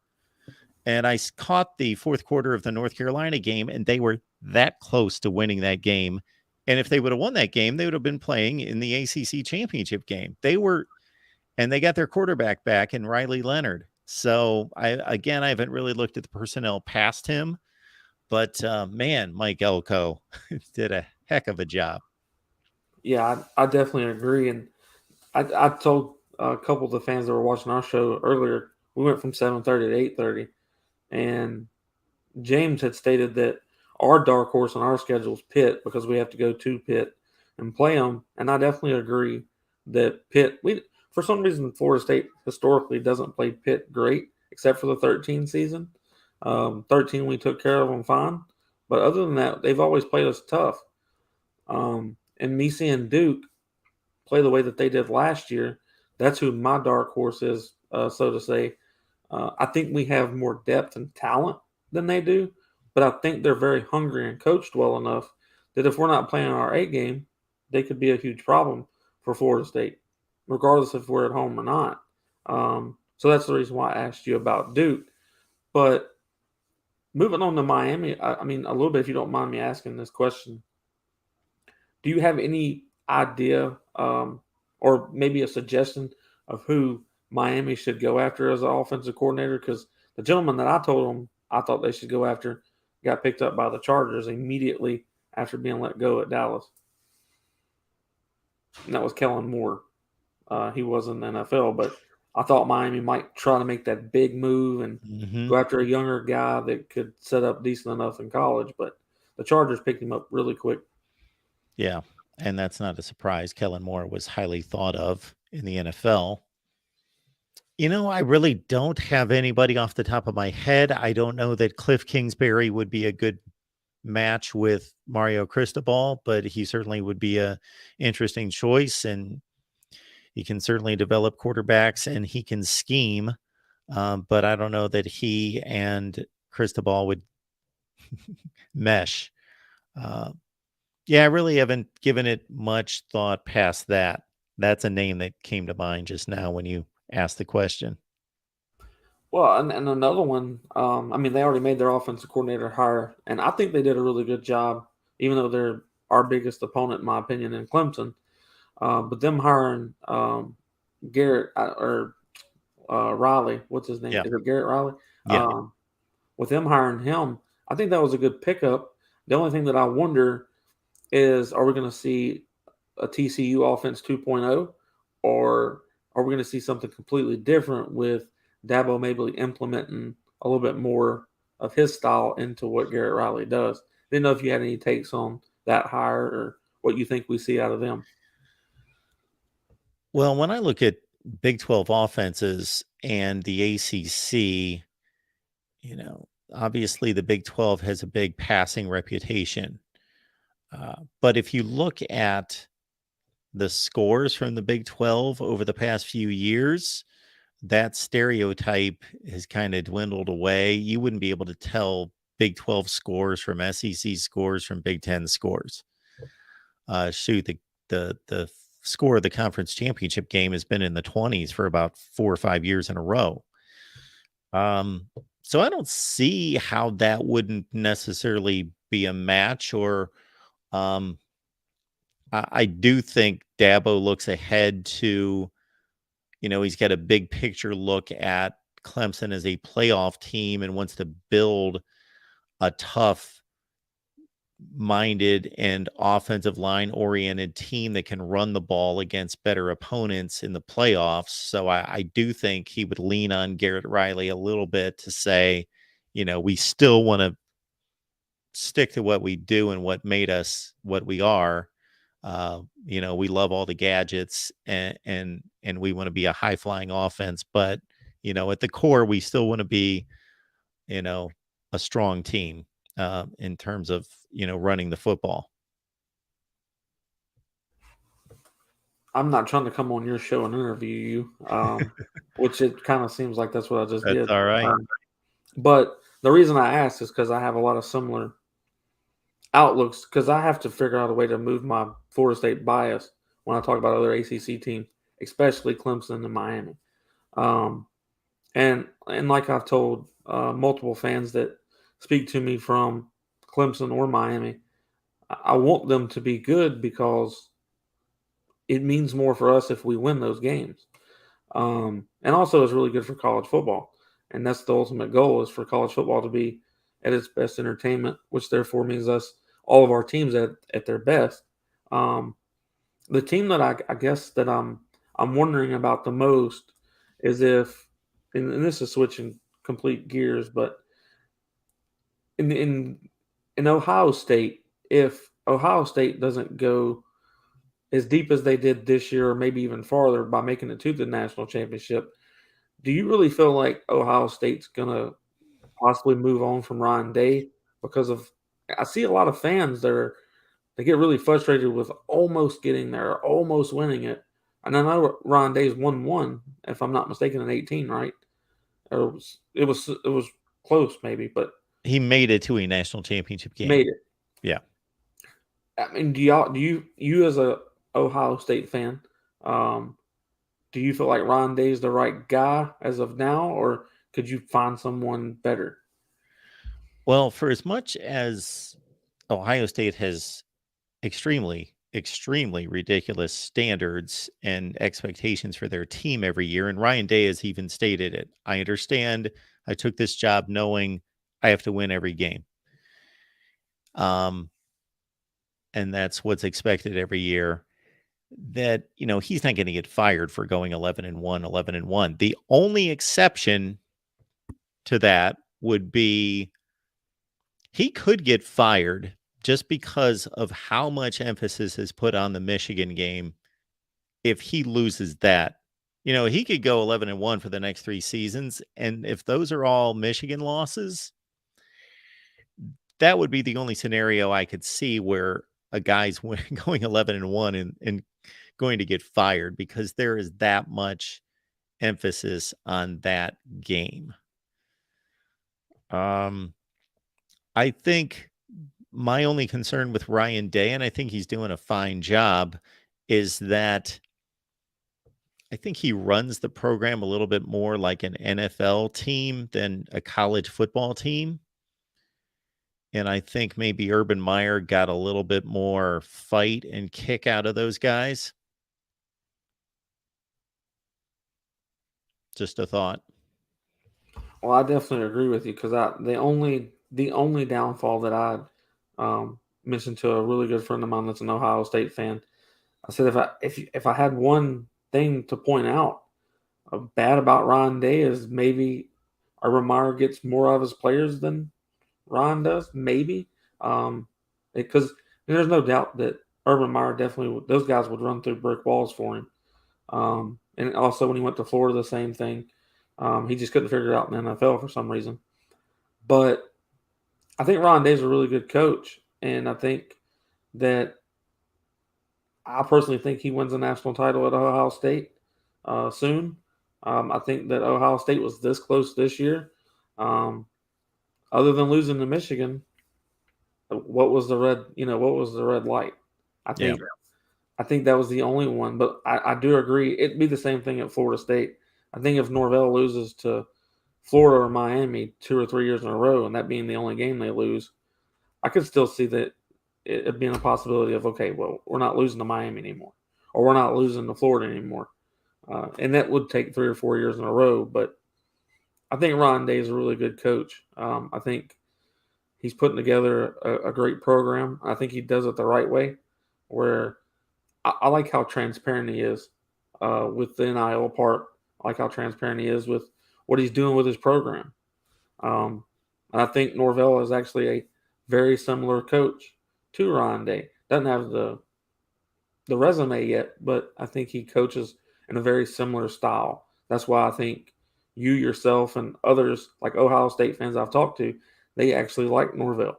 And I think the reason why is because he kind of mirrors Ryan Day. He looks a lot like him, and that's why I'm satisfied with Mike Norvell being the head football coach at Florida State, because I see a lot of the great credits and similarities I think is there. So I appreciate you letting me come on. If you got any questions for me before I go, ask away. If not, I appreciate you letting me come on again. I just want everyone to know where they can find you. They can see it there on the banner at Spear Addicts, and you can tell them a little bit about what you do and, again, where you guys are located. Yes, sir. Well, you can find me at Spear Addicts, whether that be Twitter, Instagram, or on YouTube. We talk about Florida State substantially, mostly football. We're probably the most positive Florida State page, so to speak, or fan page that there is. To be part of the Facebook group, you actually have to follow a criteria.